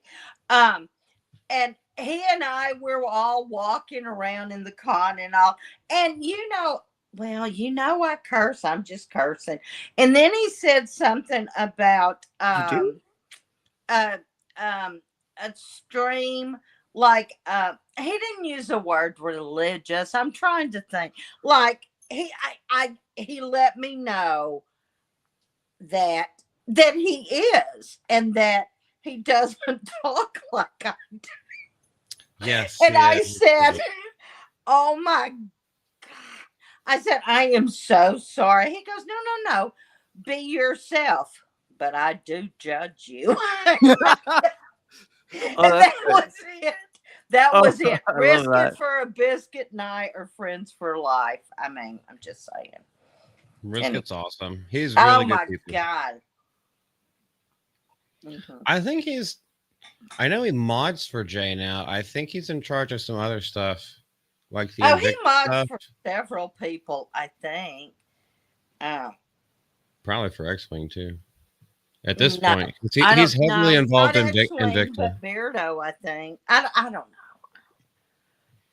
Who's got the time? I'm X-Wing's favorite. I'm just saying that right now. Ask Oh, not his Margaret wife Rick. or his kid, just you. What? I said not his wife or his kid, just you. I'm his favorite mod. That's what I mean. Shut up. I'm just Oh my Lord. Ask Margaret. Uh. Where's Margaret Rickles? She'll tell you. She'll tell you. Anyway, I'm sorry. I'm gonna be quiet now. What's next? press X to doubt. So we're playing Mafia now. What's next? She asks. Mine. See, I asked that, and I get said I'm the kid in the back who won't shut up. Oh, say what did I tell you? That's Thank why you, I brought it Margaret. up. That's why I brought it up. Thank you, Margaret. Just So is saying. anybody excited for Winds of Winter? 'Cause we got some new Is shit it ever coming new out? stuff coming Well- out. It's not coming out because George R. R. Martin comes out to talk about helping Robert Redford before his unfortunate passing get Dark Winds of TV instead of Wild Card series, maybe eventually, but not today. That's what you said for the last 15 Why years. are people so upset about it, though? I mean, he Okay, did hold up. Games of Thrones, and didn't he do something with the Elden Ring, the video Yes. game? He was. I mean, Yes, he's doing great. everything except finishing the series that he started that inspired the TV show Game of Thrones. The last 3 seasons were based off of books that don't exist. Okay. And that's why it all went to absolute shit, because they no longer had a storyline to follow. They were just making it up as they went. And it was one of the greatest phenomenons in TV history. And it all fell off a dadgum cliff because George R. R. Martin wouldn't finish his book series. I have a confession to make. I've only ever watched one episode of Game of Thrones, Oh. and Okay. the episode happened to be the Red Wedding. And so I'm sitting there. It's because this is back in my college time. And so some of my dorm mates were watching it, and they're like, "Come watch the show with us." And I was like, "Fine, whatever. I don't care about this." They've never even heard of it. What is Game of Thrones? Something You to do were with- in college during Game of Thrones? Yeah, let's It not went dwell for on that 10 for years. too long. Oh, really? Yes, Oh, and Yeah, it's it's- been on I'm for a sorry. while. Not Go a new ahead. show. But I'm sitting there, I'm just like, and then it's the Red Wedding. And so my friends are all like losing their minds because of how like climactic of an episode it is. And I'm like, who are any of these people? I don't know anything going on. This means Lex. nothing to me. And- Lex, you need to watch more. Just watch the first 4 seasons. First 4 to 5 seasons, just watch that. Now go and say no more because your confession is done. Look, when the show ended as badly as it did, and some of my friends were really mad about it, my response was, "Oh gosh, darn! I'm so sorry that your dragon porn show ended badly. What a shame." And that was it. That was my response. Lex, I hate you. mean- yes, good. The author also talks about his relationship to J.R. Tolkien. You mean by ripping him off and make everything worse and also not finishing his stuff? The deadline blowing origins, the deadline blowing. Ooh. I guess he's never had a deadline on Winds of Winter. Origins of his characters, Duncan Egg, and how the Twilight Zone revival saved him during a difficult time. Well, it definitely didn't make him any skinnier, so he's not truly saved. He's going to die of heart failure. Okay, wait. Okay, so Game of Thrones, and then that, what was it called? Oh, something about House of the Dragon. Of the The Dragon. dragon. And now people are mad because he hasn't finished the Winter of whatever. Winds of Winter. And Yes. Well, that's the book. Who the fuck says he has to? Well, The thing is fans that- of Game of Thrones, okay, whenever you promise a series, not only to the fans, but to the publisher, about 2 or 3 books in, that series becomes a mega hit. And so instead of finishing your 6-book series, what you instead try to do is take the Hollywood money, tell the fans to go fuck off because books don't matter. What matters is the cash right now as I make more things. It's Well- literally a slap into the face to the people who read the books and made him famous and popular enough in order for him to Wow. get through Okay. the film and TV show business. So yes, that's why everyone's pissed off. Finish your damn book series first before you go off and do other projects. And Oh. look, and if you finish the book series and Well- everyone still loves it, everyone will be behind you. But now it's almost like a Zack Snyder thing where like you have the Martin stands and you have the people who absolutely can't stand him, and all we do is make fun of him and call him a little bitch ass fat lazy piece of shit. So Oh. shout out Margaret. So true. Hey y'all. Give the What'd like button some Margaret love and say? sub. What'd Margaret say? Precisely that. Hey, y'all. Something that I Give the like- always forget to say, but I give the say like in button other some people's love heads. and sub. Join us. Come on, we do this every week. It's a great time. Join us every time. I think the problem with okay. Martin is Martin. Oh.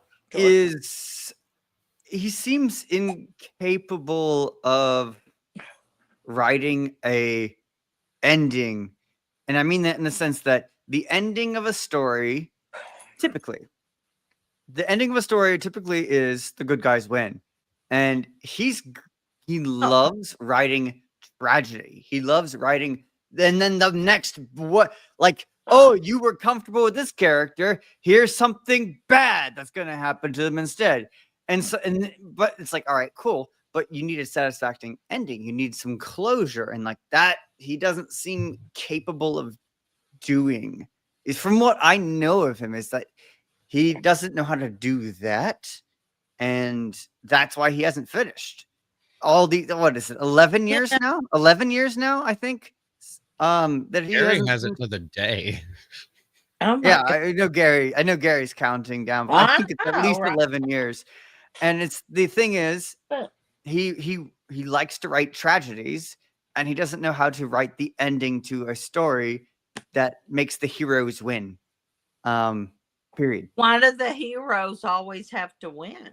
They don't. They don't. He could end it in a tragedy, but I think people would be Like, upset if why he could- Okay, so does. listen to this, Miss Deborah. Hold on. The Okay. hero of a story doesn't necessarily have to be light and evil.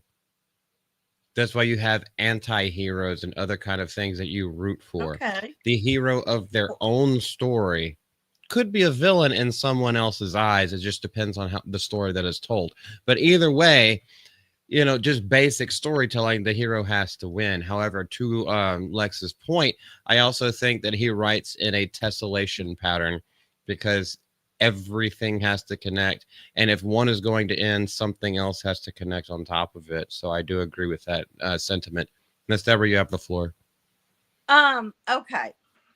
So I did watch every episode of Game of Thrones. It got to be kind of a family thing. I would go to my sister's. I think it was like every Sunday night or whatever. The next one came out. and we would eat, we would drink, and we would watch. And I saw the Starbucks cup on scene. Remember all that? Yeah. And I thought the ending of it was like, oh my God. You know, in a way, I always knew she was fucking crazy because she went nuts over there at the end, right? For me, Unearned. I loved that ending. I loved that ending. I did. And then here comes House of the Dragon. I tried to watch it. I mean, I did watch it. It wasn't as much for me as the Game of Thrones. Okay. So I don't give a rat's ass about the winter of whatever. I don't care. But that is Game of Thrones, Miss Winds of Winter. Winds of Winter is Game of Thrones. It's the book. Okay, but see, I didn't read the books. Okay. I don't read the books. I don't like this type of movie, of books, of anything. And the same as with Harry Potter, Lord of the Rings. That's not my thing. I don't like it. I don't even know why I liked Game of Thrones, because that's just some weird ass shit. But I did. I love Jon Snow. I'm just saying. But I did. I liked that one. By all accounts, the first 4 seasons of Game of Thrones were extraordinarily well done, well acted, well designed, everything. Everyone acclaims it as just like one of the high points in cinematic history, if as it were. And again, those all followed the books. You know, I've only watched. I didn't read the books. I usually, if I read the books, I'll like the books better. Like Stephen King, his books are amazing, much scarier than his movies. But I'd never read these books. I would never. That's not my thing. So, okay. I don't know why I enjoyed Game of Thrones, but I did. Probably because it was the first time. I shouldn't say that. You're a friend, Mr. I shouldn't say it. No, thanks. It was well done. What? Even if it's not your style, it was well done, and you can recognize that and be enticed by that. Same thing. Not that I want to go back to talking about it, but like the show we were just talking about, Monster, the Ed Gein story. Like you can recognize this thing is well done, even if it's not your normal type of thing, and still be enticed into watching it. Yeah. And Game of Thrones, I think, qualifies as the same type of thing where it's like, wow, this and I love the ending. I love the ending that good queen, whatever her name, I don't even know her name, went just nuts. Right. Well, from what I can tell, the ending sucked, and everybody seems to be kind of united on that. Oh, nobody liked it but me. No. Okay, her name was wife material, but only if you're related to her. Oh, yeah, that is Game of Thrones, isn't it? That is, yeah, it's part of the lore, especially Valyrians, but also wood. Okay. Oh, okay. Pass. But you know, one thing I read about, what was his name? George Martin. Yes. What he said once, I guess this was an interview or something. Like, I know people are upset with him. His fans are mad at him for not finishing, and they're afraid he's gonna over a die. Decade. No, they know he's going to die before he finishes because it's not going to happen. And he says, I'm not going to die before the Giants and the Jets are in a World Series. I mean, not World Series, a Super Bowl. Well, that's never happening. Subway Super Bowl. And that's never going to happen. So I'm not going to die. Well, and I just was like, my response to that is take a quick look at him and you can know he's wrong on sight. Anyway. Okay. All right. I'm going to be quiet. You guys go. He also blames fans. They were like, why are you still asking about that? It's like, nigga, because you signed, you had to buy out your contract with the publishers because you can't hit a deadline and you just like make all it's nothing but excuses. And now you're mad and pissed that not only did your housemaid not wipe your ass today after you took a shart because you weren't get off your ass and do something else with your life, you haven't fulfilled on that promise to the fans. He's made all the money in the world. He has no actual incentive to I mean, finish the book, frankly. okay. The only incentive he has is A legacy. fuck ton of money, a fuck ton of legacy. The money doesn't mean anything to him at this point. I don't. Not I anymore don't think because the fans gave it to him, and now like he's already made the money. The only incentive that's left is legacy. He wants. I believe, and I do believe that that means something to him. I believe he does care about how his story ends, but he knows he can't do it. It's not his style. He's good at writing all the and then parts, but he's not good at wrapping it up and giving us a satisfying What else conclusion. is there to do though with this? The conclusion of the story. Any What do type you of mean? satisfying. How does it end? How is it supposed to end? Not how Dumb and Dumber made it end. Yeah. How is the actual story with all of the characters that they didn't even have time to put on screen and all of the other back plots and everything like that? How does it all come together? And who wins the Game of Thrones? You know, the Night King is not actually in the books. Yeah. I know. Right. So many characters. Oops. So many characters. How do the stories wrap up? Who does anybody live ever happily ever after? Like, is there anything like that? He's incapable of happily ever after. And it's like antithetical to his writing style, by the way. Is like he seems like opposed to the idea that there's anybody who's actually wholly good. Which sets him apart, which sets him at odds with someone like Tolkien, for instance, because Tolkien very much was all about morality in his writing. And J.R. Martin is just like, hey, everybody's kind of shit. And so, but then how do you give a satisfying ending to that story? Like, yeah, cool. You've shown us the worst of people, but you just did that. Are you just going to end with that? It's not satisfying. And he knows it's not satisfying. And that's why we haven't gotten an ending. This I know. This I know. I love that. This I know. Okay. All right, let's see. Oh my gosh, that's a horrible There picture. he is. There's this twinkle toe. But remember, he's gonna live until we have the Giants and the Jets. The Giants and the Jets Super Bowl. In the Super Bowl, which is never gonna happen. So Dumbledore here is never gonna die. Has he lost his passion for this, or? According to him, no. Okay. But also according to him, yes. You can't trust what this dude says. He just goes off on wild rants and tangents, and sometimes people like laud it, and sometimes like people like hate him for it. Okay. But it's always like it's diametrically opposing things on the exact same issue. That's why a lot of people are like, we're calling you out on your bullshit, man. Nobody trusts you anymore. We understand that you got your money. You're just doing everything for yourself.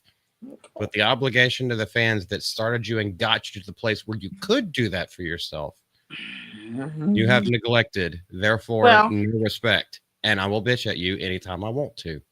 Okay. All right, let's see if this actually has any substance. George R. R. Martin told a packed New York crowd that the in-development adaptation of his Wildcard series will maybe happen, but not today. Is that why he's dressed like this? He's dressed like a dollar store. Is he dressed up for Halloween right now like he's going to be a magician? Stop it. I didn't know. This is a serious question. What? Why else would you dress like that and wear a little derby hat like that? Come on. Martin gave the update while answering a question from moderator and horror author Joe Hill about the series status as part of a spotlight panel hosted on Saturday at New York Comic-Con. Wasn't Chris Gore there? I haven't watched probably.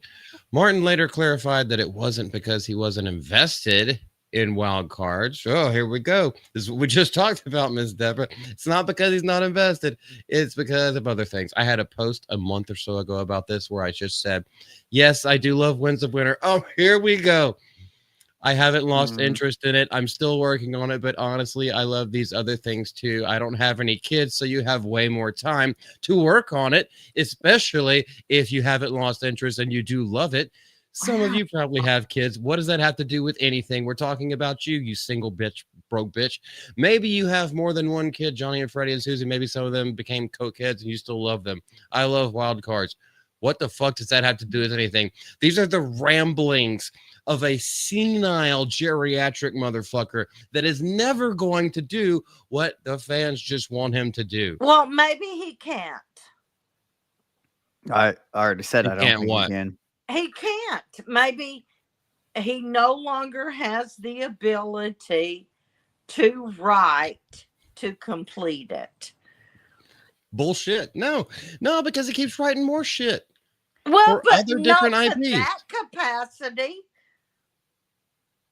What do you mean to what capacity? Does it take you 11 years to write a 300-page book? I don't know.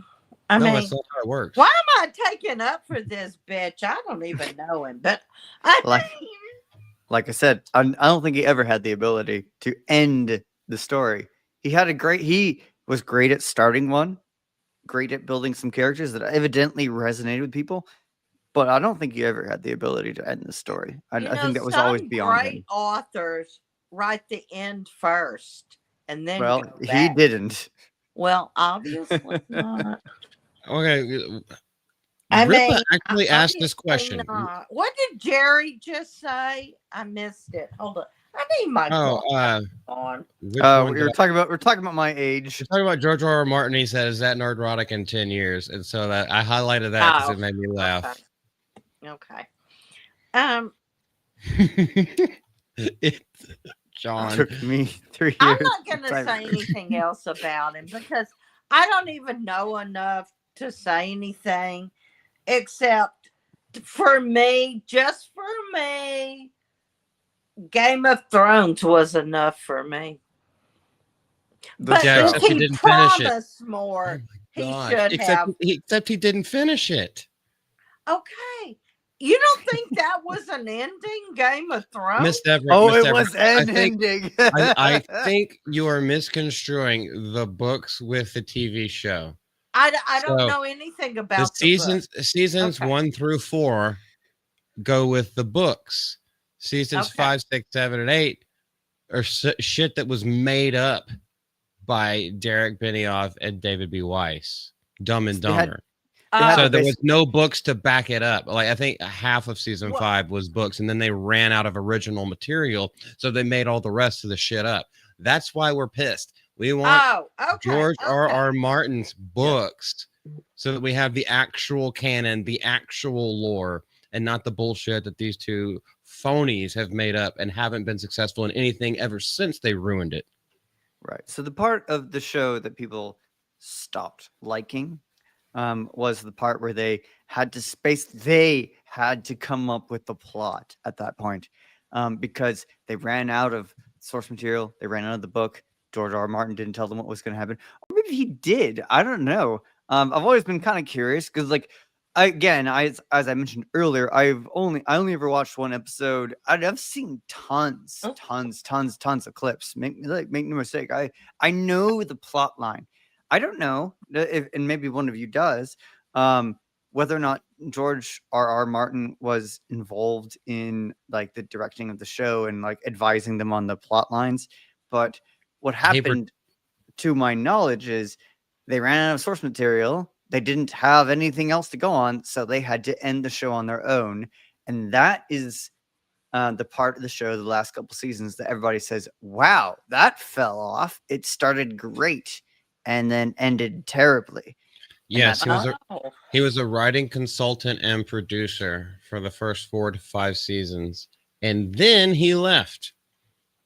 And, it is yes, and it is stated in interviews by both Dumb and Dumber and George R. R. Martin himself. He said the reason why they got the directing and the show running job. Excuse me. The reason why they got the show running job is because even though the books weren't written, he has said who ultimately what ultimately happens in the end? Who ultimately gets the throne? It Well, he hasn't been never written answered the yet. question. Let's say he And I never guess answered that. they Oh, said okay. Brand the Okay. Broken. I guess they said Brand the Broken, which is one of the dumbest fucking endings of all time. Not only that Danny went mad with absolutely no build up to it all, but really, who has a better story from Tyrion, who's actually just called the Imp because he is severely disformed and not someone who fucks all the time without a whole lot of Lannister coin behind him? But who with a better story than Bran the Broken? Oh, you mean the one that was gone for 2 separate seasons? You never see anything with him. He just, well, I guess he was going through puberty at that point, and then he popped up. Anyway, we could go out. I'm so disappointed in how good it was to how bad it became. But did I see that they're making a new Game of Thrones universe show? Yeah, they are. Focused on like a attorney or something. Did I see that today? Yes, it's called A Night of the Seven Kingdoms. Yes, you're right. That may be in this article. That's a possibility. I think there was a trailer or something that came out about it that actually looked kind of good. I liked the fact that it was focused on just like self-contained, really small story type of thing. I like those. So yeah, it is. It's kind of like one of those things. Like you take a page or two of the appendices of J.R.R. Tolkien, like or the Beren and Luthien story, or you take a little portion of this little thing that happened over there. George R. R. Martin has done all of that for Game of Thrones stuff. That's how you get House of the Dragon. It's not its own fully complete book. It's a short little subsection of just like him writing history so that he wouldn't break continuity whenever he was writing the Game of Thrones books or a Song of Ice and Fire books. Yeah. So that's exactly what this is as well. And Ryan Kennel and Gary from Nerdrotic are extreme. They've read all of it. And they are extremely well read on it. So they're much more qualified to talk about the new thing than I am. Yeah, it's not. It wasn't relevant to what we were talking about. I was just. It triggered my memory. I was like, "Hey, isn't there something new coming out from that universe? Like, they're on screen." I don't think he has anything to do with it. I think he has sold the rights. Same thing with House of Dragon. He's not involved in that. He's not going to be involved in this because they're just taking the source material that he has sold rights to, and then they're doing whatever they want with it. Again, he's already made his bank. He has no incentive to do anything, and frankly, he has no real reason to finish other than his legacy. And honestly, what he should do is just get a ghostwriter to come in and do it for him, and then sign off on it. Frankly, give some closure, my guy. That's it. Or just openly admit that you're not gonna finish it. That it's never gonna happen. That you don't know how to finish it. That's fine. I would actually respect the hell out of him if he just stood up and said, "I don't know how to end the story. I know I started it.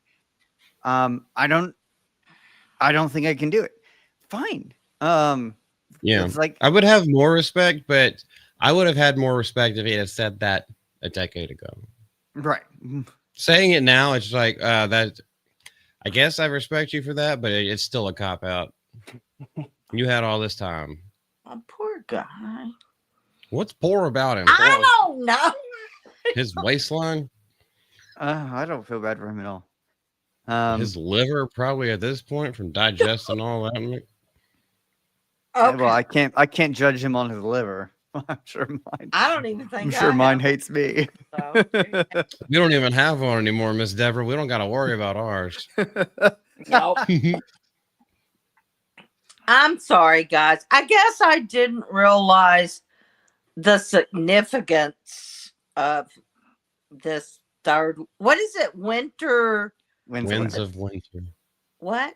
Winds of Winter. WINDS. But I mean, if he promised it, he promised it. So okay. Yeah, it's Well, just there's a huge fandom to it. So It's that's what kind of we like talk about. if J.K. Rowling had written Ugh. the first 6 books and then never written the last one. Yep, never got around Okay, to Deathly whatever. Hallows. Because I hated that shit. But okay. Well, fair, you know, fair, see, but I'm it was a old. phenomena, I'm a old. cultural phenomena that people bought Yes. into and everybody loved. And Yes. I don't know. And they started filming the movies before the book series was complete. But J.K. Rowling followed through with all of the books Yes.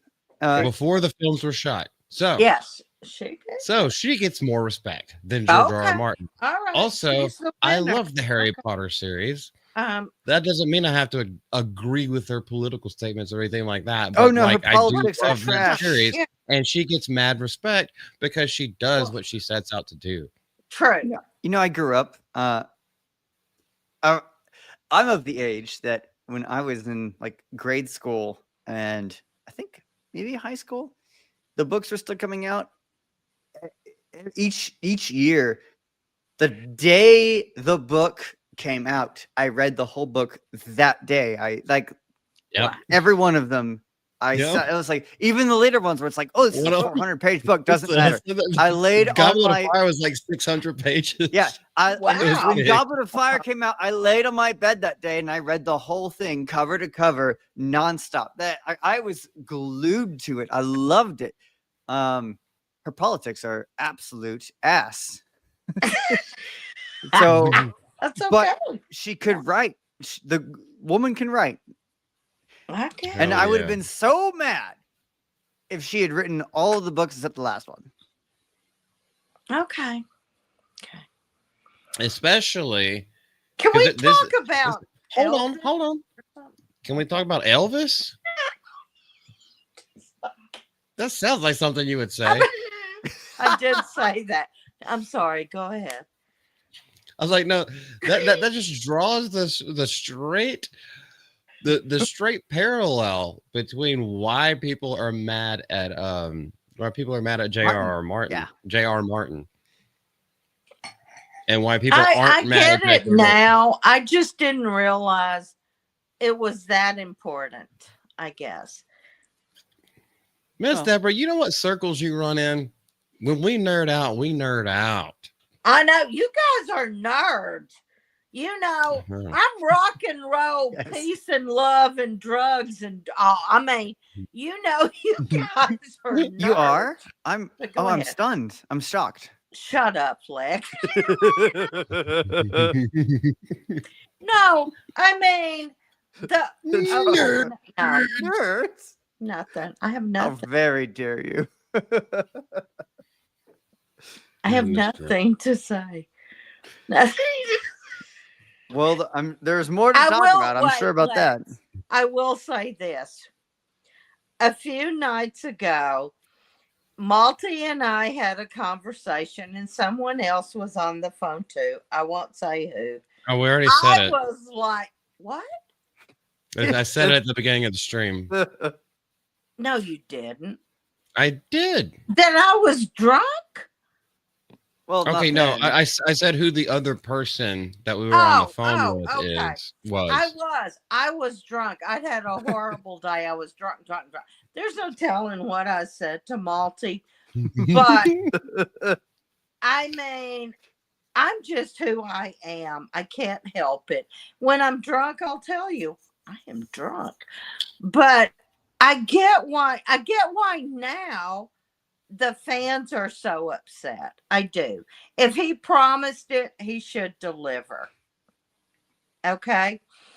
Even though my age, because I'm much older than you guys, right? Like Game of Thrones, that could have been it for me. I didn't need more. That was the ending for me. But I know now it's not the ending for most people. And if he promised a third one, yeah, he should deliver.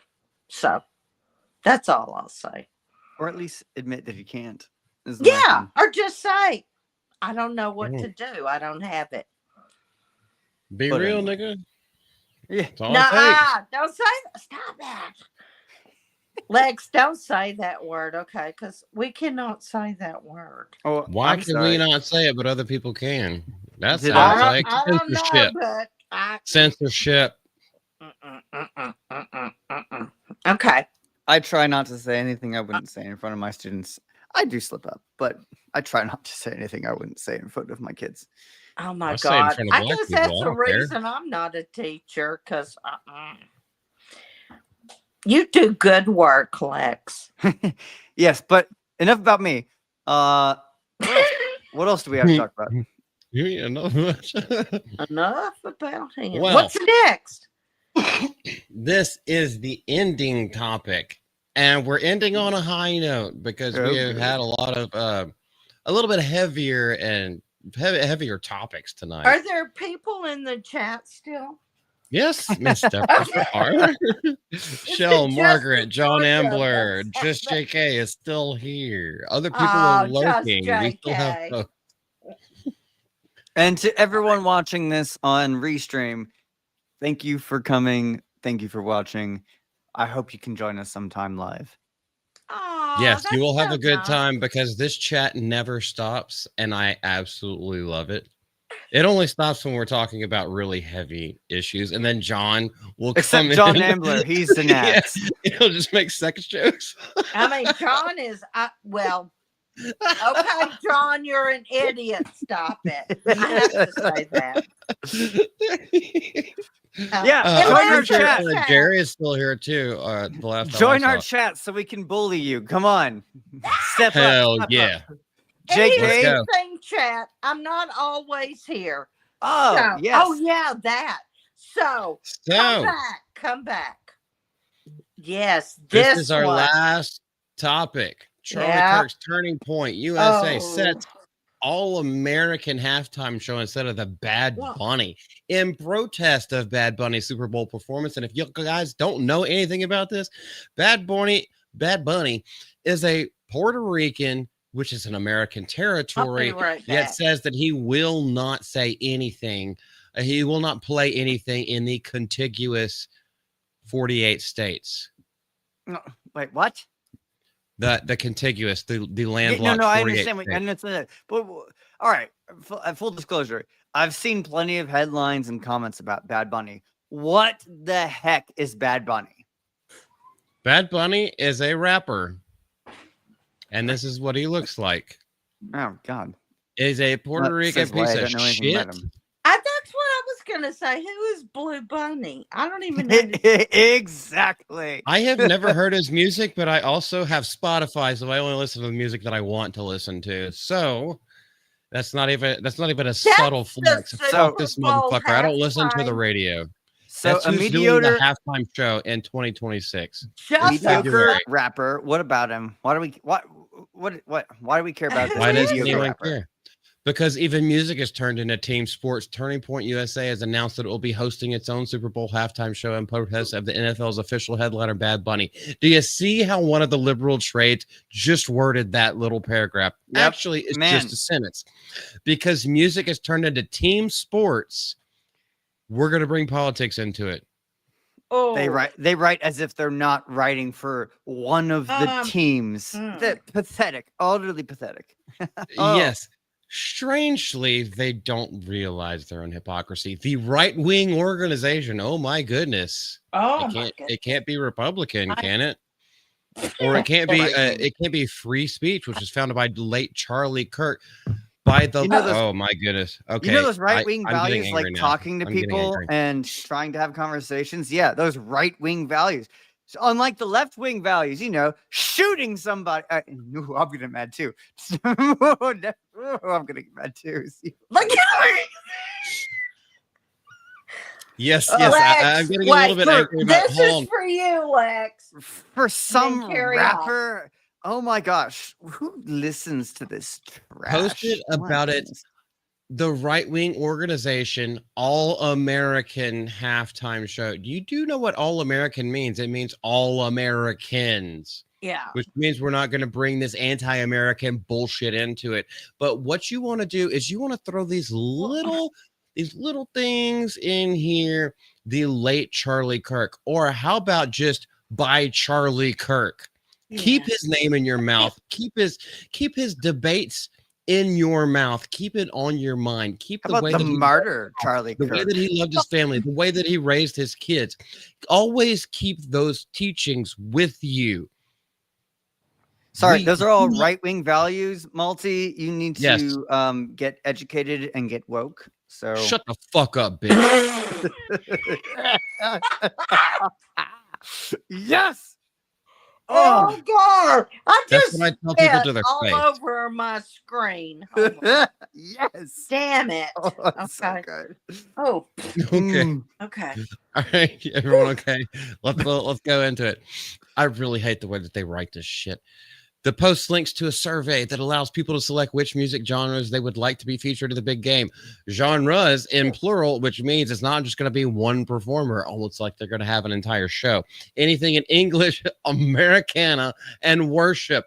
God forbid that when we sing God Bless America or the Star Spangled Banner at the beginning of the game, that we can't have worship music. It also lists hip hop, despite Kirk once advocating for people to stop listening to rap music and this degenerate hip hop stuff. Okay, Someone so hip send hop me a is link not. so I can ask for actual music instead of the bullshit that they're going to actually play. Hip hop is actually not the bad thing. That's what our parents were told by their grandparents. Rock music is the devil. That's what my parents told me. I was like, you listen to that screaming stuff, it must be wrong. It was like, but why does it sound so angry? And I was like, Dad, are you actually listening to the lyrics? It's like, no. It was like, I can't understand them. I was like, well, gain an ear for it, and you will. There is Christian hip hop. I hope you know that. Not everything. Have you ever heard of T-Bone, one of the greatest rappers of all time? Motherfucker's a Christian, and all he sings about and raps about is Christian stuff. So that is a completely moot point, and it's completely getting off the topic of what the All-American Super Bowl is supposed to be, and it's about Americana picking their American Super Bowl, not Bad Bunny, who lives in an American province and saying that, like, oh, I'll only come here because I'm getting a fat fucking paycheck to sing the Super Bowl. But other than that, I will never tour in the United States because I hate the fucking United States. Even though, because he's a territory, he has those rights to say that. It's unclear how and where Turning Point's counter programming will be aired, but viewers would have turn off the Super Bowl and switch to the All-American Halftime Show, which will celebrate faith, family, and freedom, American values. Hell yeah, motherfucker. Lick my nuts, suck on my balls. The announcement of Bad Bunny. I was in video mode. I'm sorry. I should probably slow down. Oh, no. Keep it up. Okay. But I just, honestly, the Super Bowl, I don't care about sports. I don't like watching sports anyway. I like playing them. I don't like watching any sports. I don't. And I don't watch any sports. I don't care. I could not care less. I'm trying to care less and I'm failing because I've already hit rock bottom. But the idea of the Super Bowl, even for someone like me who could not care less about sports, is everybody tunes in for the Super Bowl. It's like a celebration of America. And to use that as anything other than a celebration of the country is just foul. When I was in seminary, every year we hosted a Super Bowl party. And we would, like, all of the boys would get together and it was this huge event. We would host, like, we would cater, we would go all out for it. And did half the people there care about sports? No, absolutely not. But it's the Super Bowl, my guy. It's the Super Bowl. You show up. It's a thing.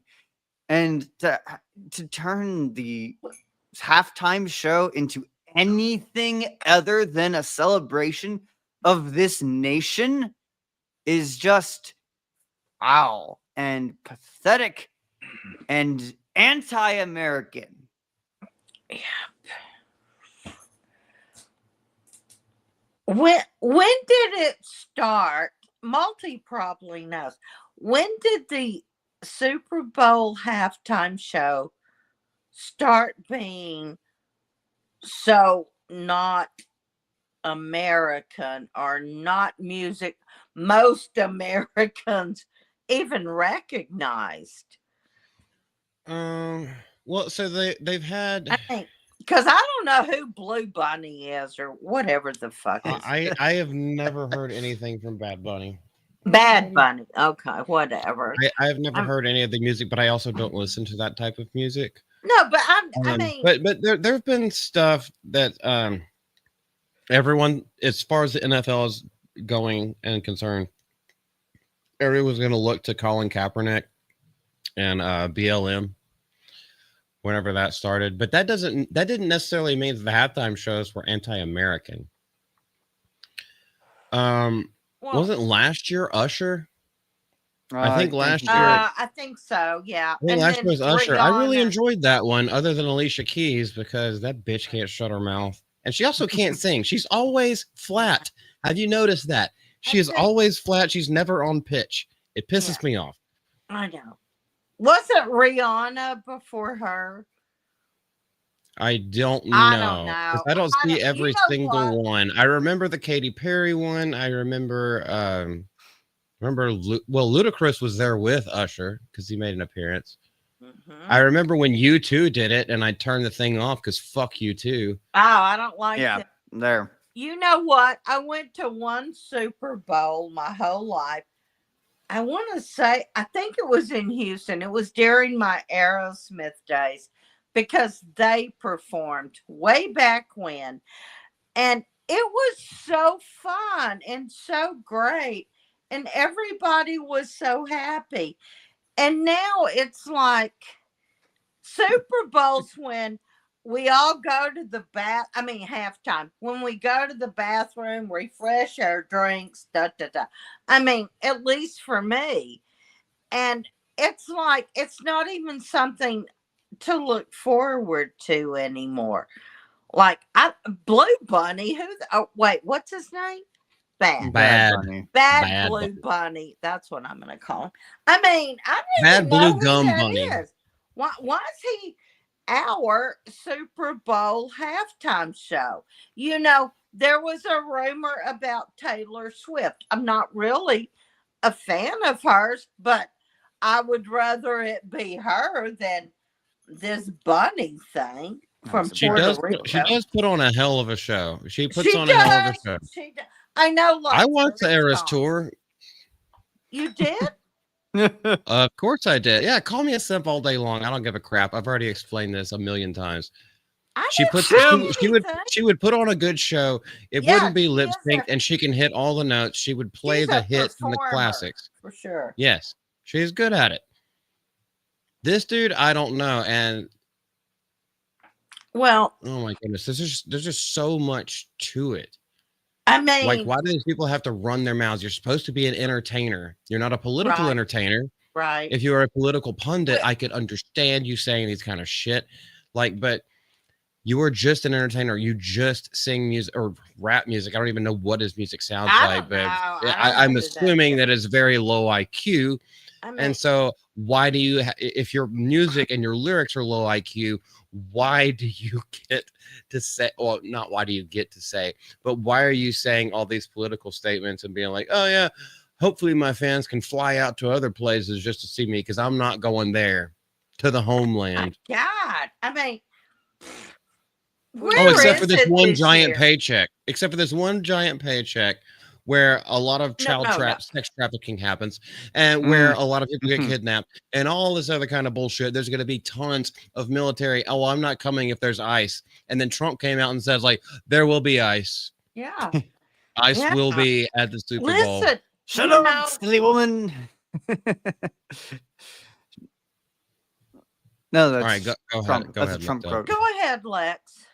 No, I was making a joke.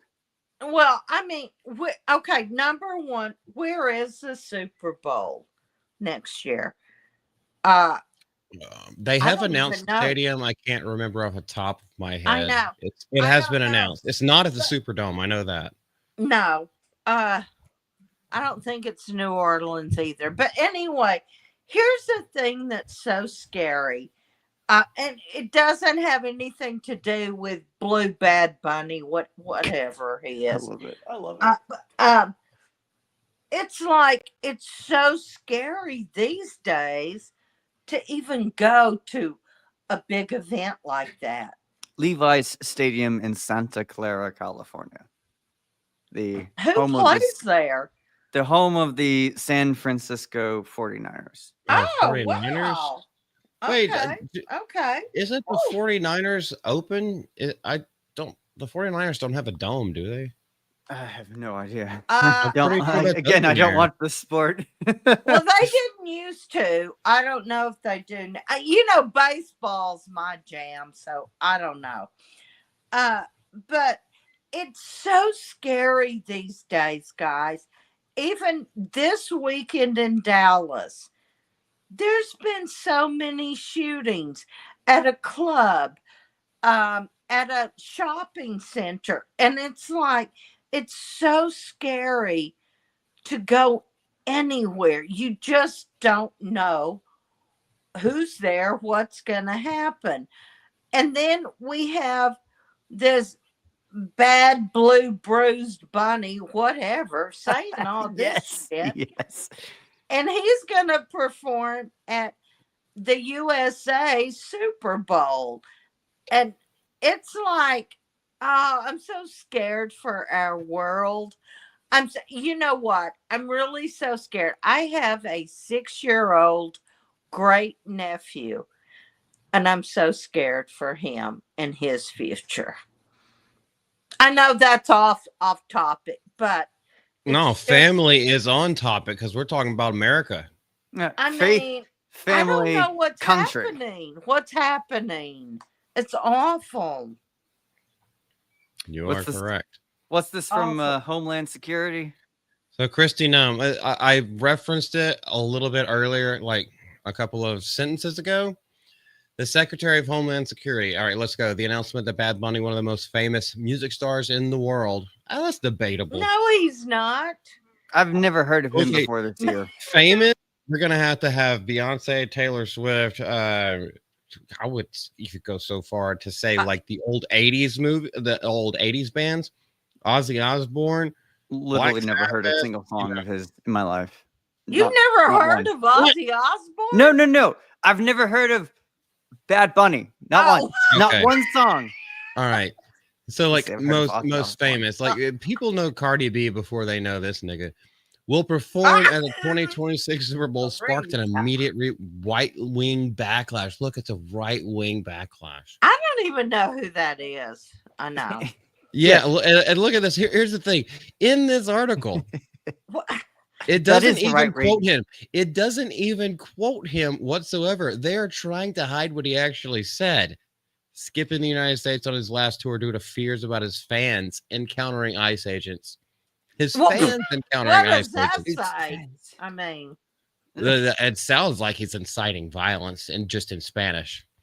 oh. But Kristi Noem, the Secretary of Homeland Security, said immigration enforcement agents would be all over the Super Bowl I bet they are.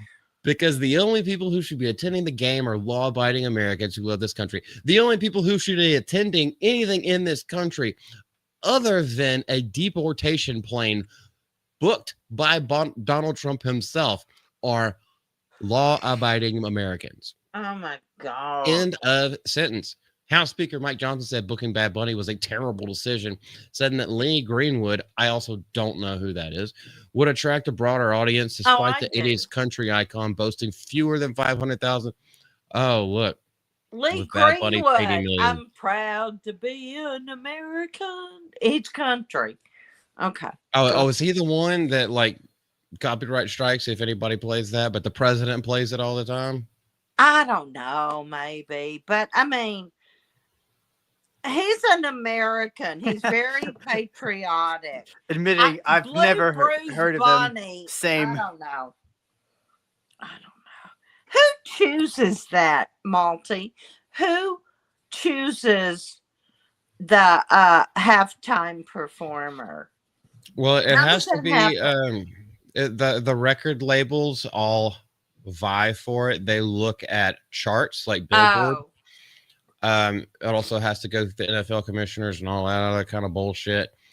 Um, I it's can't basically believe anybody it, knows it who that is. basically what they look at is like views or listens, like what's getting played the most on the radio, what's getting downloaded the most, what's on Apple, iTunes, and shit like that.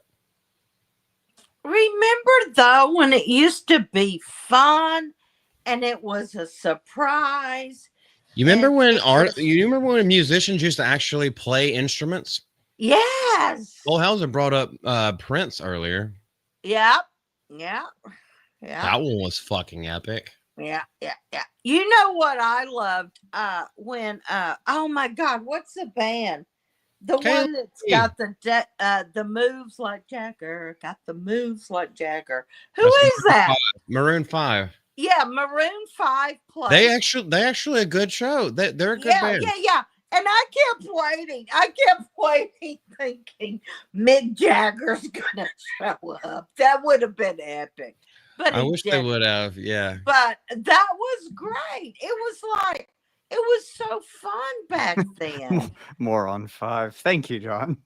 Wait, what John say? More on Nice. 5. I Yeah. can't stand You know, it. the thing What- is that when I want to What's call somebody Margaret an absolute saying? moron, I say, "Hey, you absolute maroon," and they never get it. They never get it. It's like you don't What's understand. Margaret saying? She says, "Deborah, have faith in God and His influence on mankind. We will eventually turn things around." Oh, I hope so, Margaret. I hope so. I mean, I do have faith. I know my God. I know my faith. I'm just like so confused by the choices that people who are in control make. Like, I don't understand why Blue Blood, Bruce Bunny, whatever he is. I love how you butcher his name. I keep adding. It's so I good. keep adding to his name. Why is he America's NFL Super Bowl halftime star? I don't understand that. It's because we're too old. We don't understand the culture. Well, I am old for sure. I'm old. I'm 59. I said it out loud.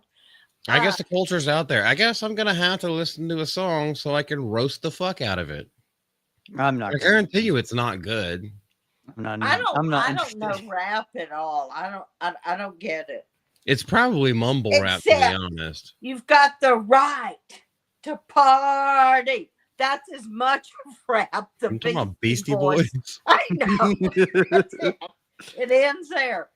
But you know, it's so funny. You young guys there, Lex and Malty. I used to be so hip. I thought I knew it all. Kaylee, I'm but friend- it's an American province. I know. No, Kaylee Scope. I don't want to interrupt you, but she said this. No, what'd I've she never say? been hip.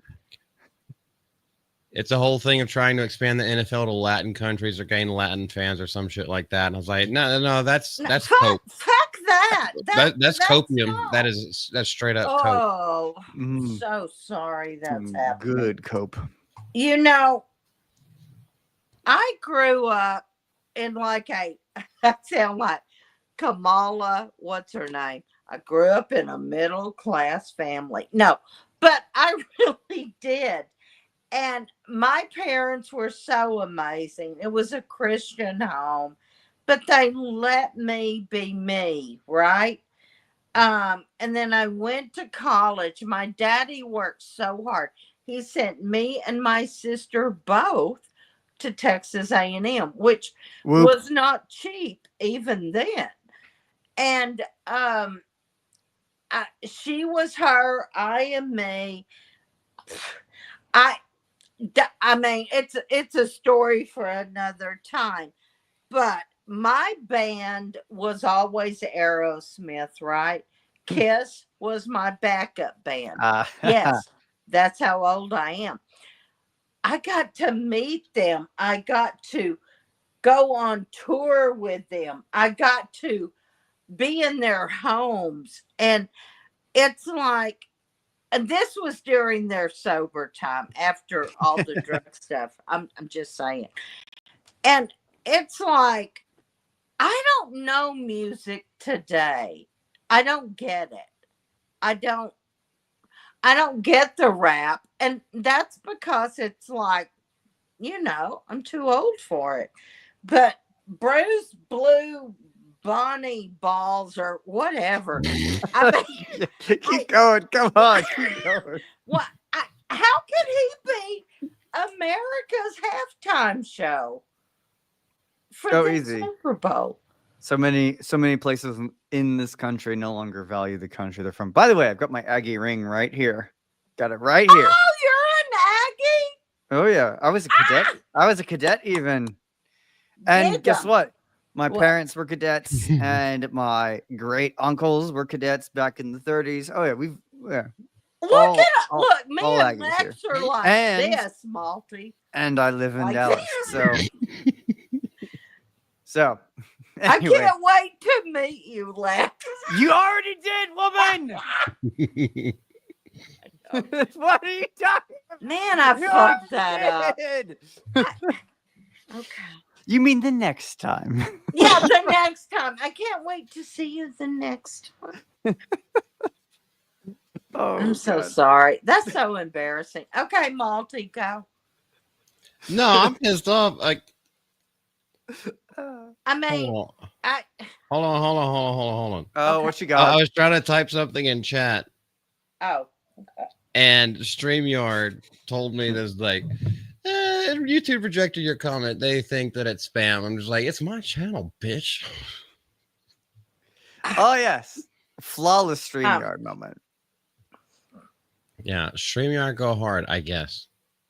Chad, I love you so much. I'll be back with you all next week. I'm sure this was for me. I'm just saying. Oh my God. Because I Bruce Blue Bunny Body. I I love don't know. it. Every time you get the name wrong, it just highlights the fact that nobody knows who this person is.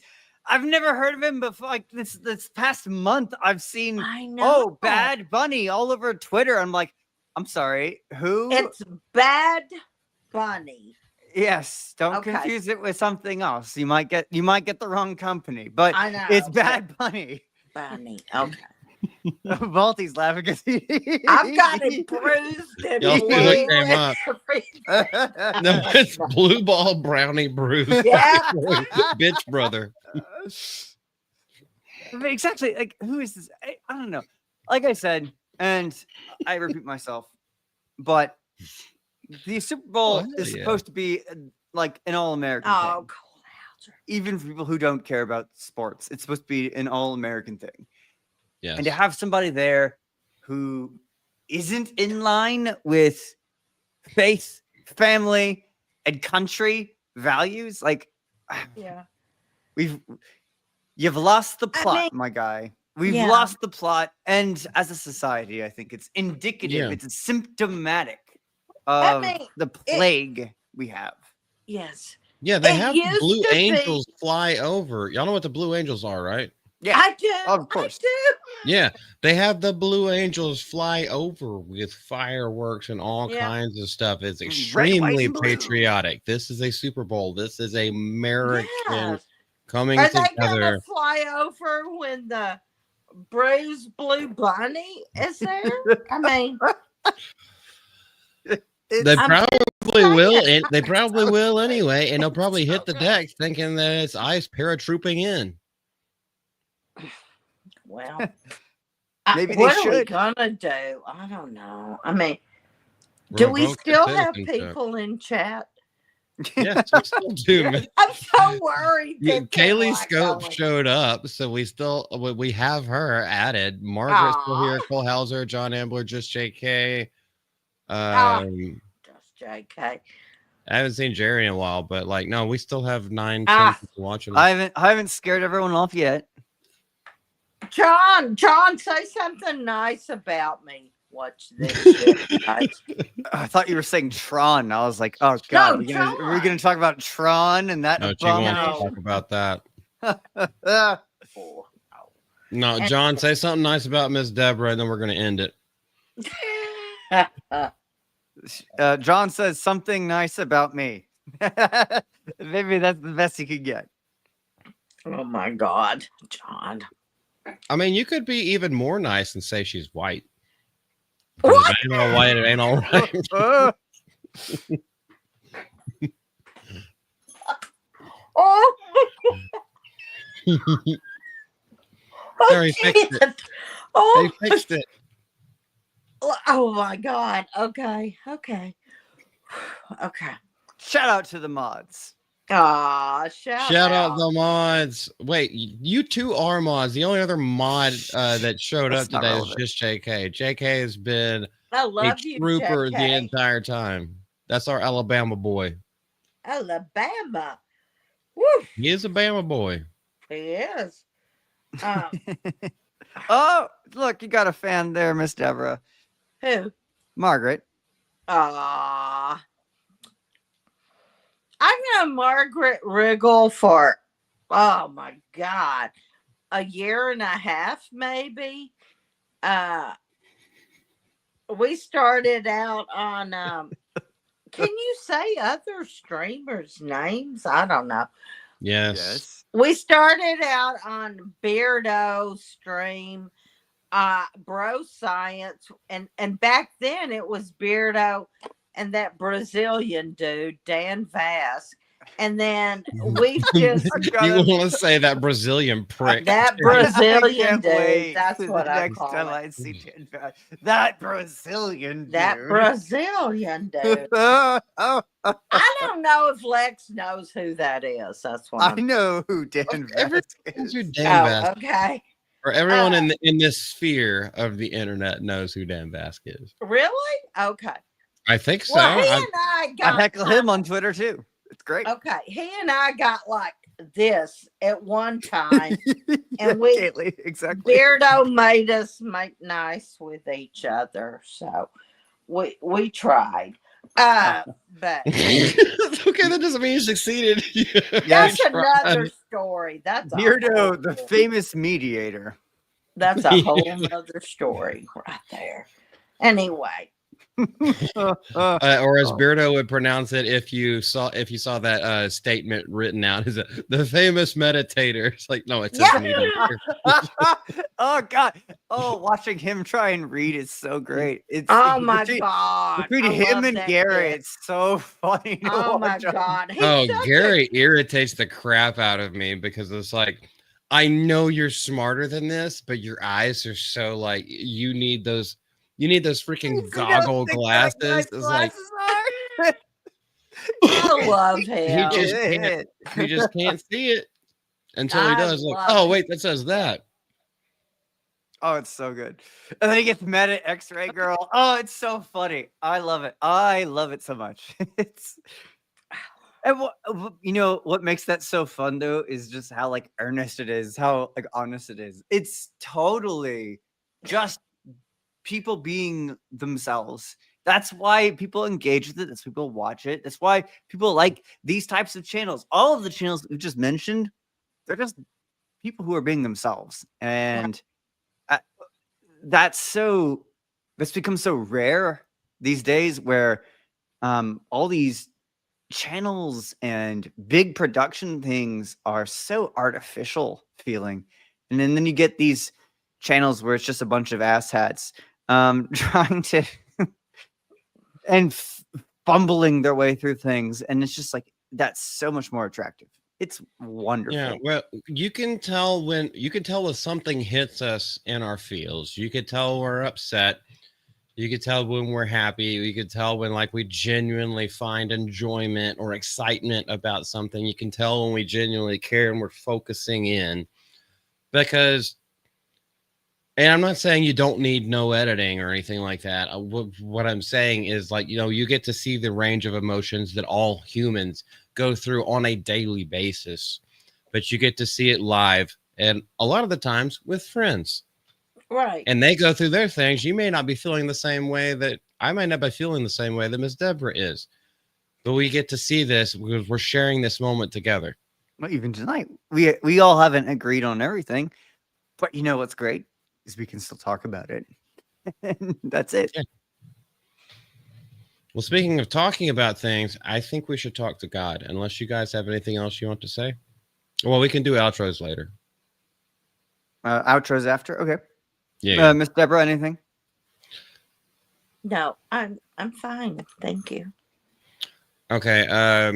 For y'all, those of y'all who don't know, this is now a thing on our live streams. We're going to pray for the well-being of you, the viewer, the state of the country. We're going to do this every single live stream.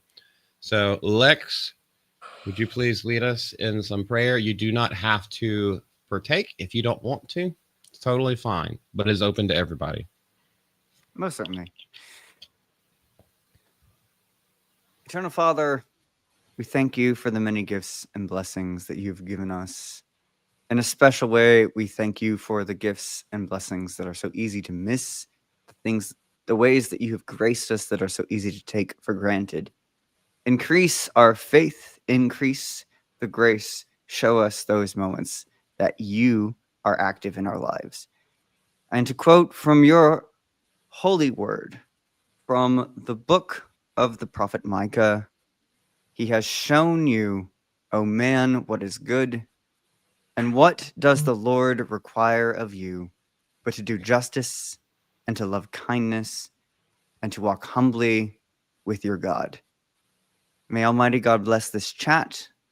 We thank you all for being here, and we thank God for you and the time that we get to share together. And we pray all these things with joy through Christ our Lord. Amen. Amen. Amen. All righty. Oh, we're going to get our way out of here. Do you guys have anything to plug? Go ahead and say it. Come see me tomorrow night on the Golden Age podcast over on Isaac's channel. That is where you can find me when I'm not here. That's it. Other than that, you can watch me do like religious rants on Twitter if you want, but I'm a lot less, I'm a lot less nice than I am here. JK, do you have or either of you two, do y'all have the link to Isaac's channel? Isaac's killing it over there. Yes. Oh, he's doing great. Let me find it while you two are talking, and I'll post it myself. Post it in the chat, please. Let everyone know. Miss Deborah, what do you have coming up? Yeah, I'm nothing. You're more than nothing. Stop it. I just come in here and say shit. I truly appreciate. You mean like the rest of us? What? That's what we do. That's all we ever do. Okay, Lex, you had your turn. It's my turn. I love being able to come in here and spend time with you and with Lex. I love the chat, and just thank you, Malty, so much for inviting me. Thank you. I love you. Thank you. I love you too, Miss Deborah. You're welcome at any point. Anytime whatsoever. So y'all see Isaac's YouTube channel. He does Golden Age podcast with a couple of friends. There's this link tree because he is, if I'm not mistaken, he is branching out to other things. Yeah, he's on a couple of platforms, but I think he's on the Monday night one with ABF, or unless he was just a guest. I can't even remember what it was called because I used to be on it. It's been so long, I forget. Anywho, hey Malty, where can people find you? Okay, so just type in Malty anywhere. On Twitter, on YouTube. There are no other numbers, no other things. Just type in Malty. I secured that name as soon as I thought it up. So yeah, that'll be me. On Twitter, it's a mixture of reposting or talking about Rippaverse stuff, Bible verses and Bible conversations, or shit talking with very foul language. I just bought a ton of Rippaverse books, and I cannot wait to actually like have a free moment to get into them. I'm so excited. I got all 3 Yaira. I got Saints and Sinners. I got ISOM 2 and 3. The first comic book I ever bought was ISOM number 1. Wow. And of course, Malty, I think the first time we met was at one of the meetups with Eric July here in Dallas. Because Eric actually put Eric actually put that one on. You weren't there, Miss Deborah. Oh, okay. Or if you were, Eric actually organized that one. That was not a G&G meetup, but they were there, or a lot of them were there. Yeah, and Gary was there, and our comics division, Ian, he was there. Like a ton of Mac, Steph, Jer Bear was not there. Ryan was not there. Jay was there. Yes, that was the first time I met Jay. Anyway, but I'm so excited to get into this stuff, and shout out to them, by the way, y'all. If y'all aren't fans of the Reverse, look into it. It's just good to support good people who support good values. And man, Eric Gillette. And you'll be entertained as hell along the way. It's not just supporting people you like. It's like, you're supporting. It's also supporting stuff that is damn good. And getting better. And only getting better. Yeah, yes, it's getting better and better and better. And more people are getting involved. It is growing. It's great. And all the people that work there, I think I said something about this on Twitter. Someone was talking about Throat Goat EVS. And I was like, well, clown. Here's the thing, is that they're growing, you're diminishing, and everyone who works there is just a sweetheart. They don't wish for you to fail. They wish for you to succeed, but you are just sitting here putting everyone down in the dumps because you see success in a jealous and envious path. I was like, they ain't worried about you.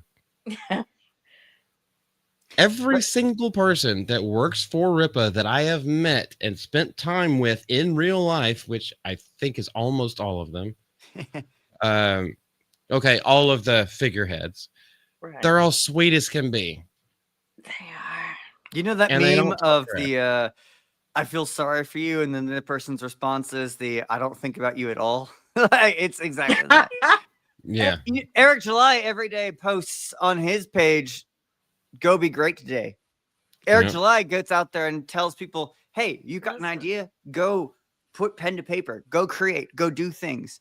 The people who criticize him, they're not doing that, are they? They're not encouraging creativity. No. They're not encouraging creation or art or anything.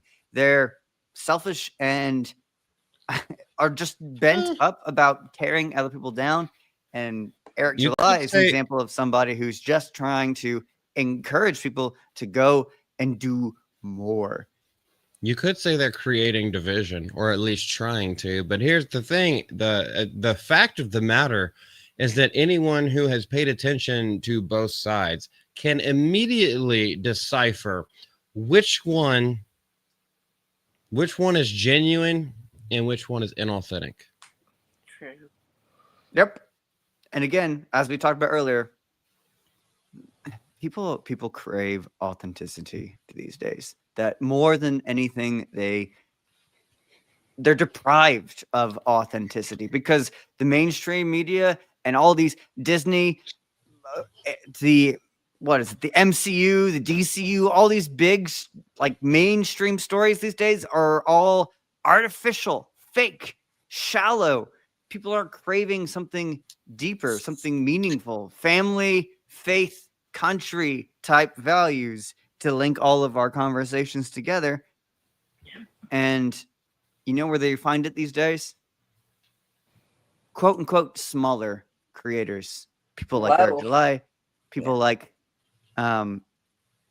Jay, people like all of our friends, all of our online friends who are making their things.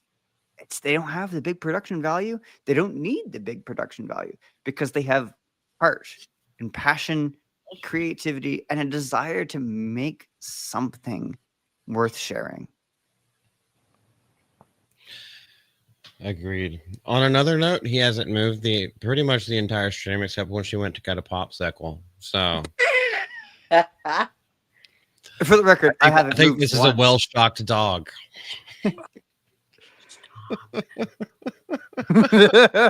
Gosh. All right. All right. On this note, we're I've going preached to my end things. messages. We're going to end things. I appreciate every single person who showed up this evening. John Embler, Just JK, Jerry D. Sills, Cole Hauser, Kaylee Scope. I saw you come in. Margaret Riggle. There was another one that I am missing. Shell Frogs was in here. I want to make sure that I don't miss anybody. But I think as far as the people that weren't just lurking, did I say just JK? Because Lex always forgets him.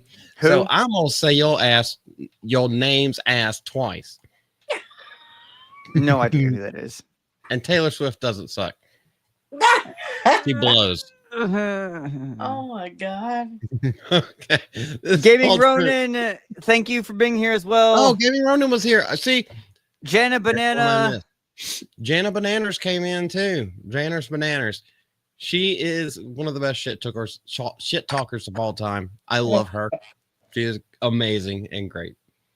All of you who showed up are just fabulously awesome. Thank you so much for being here. Thank you for spending a little time on the Lord's Day with us. It's so cool.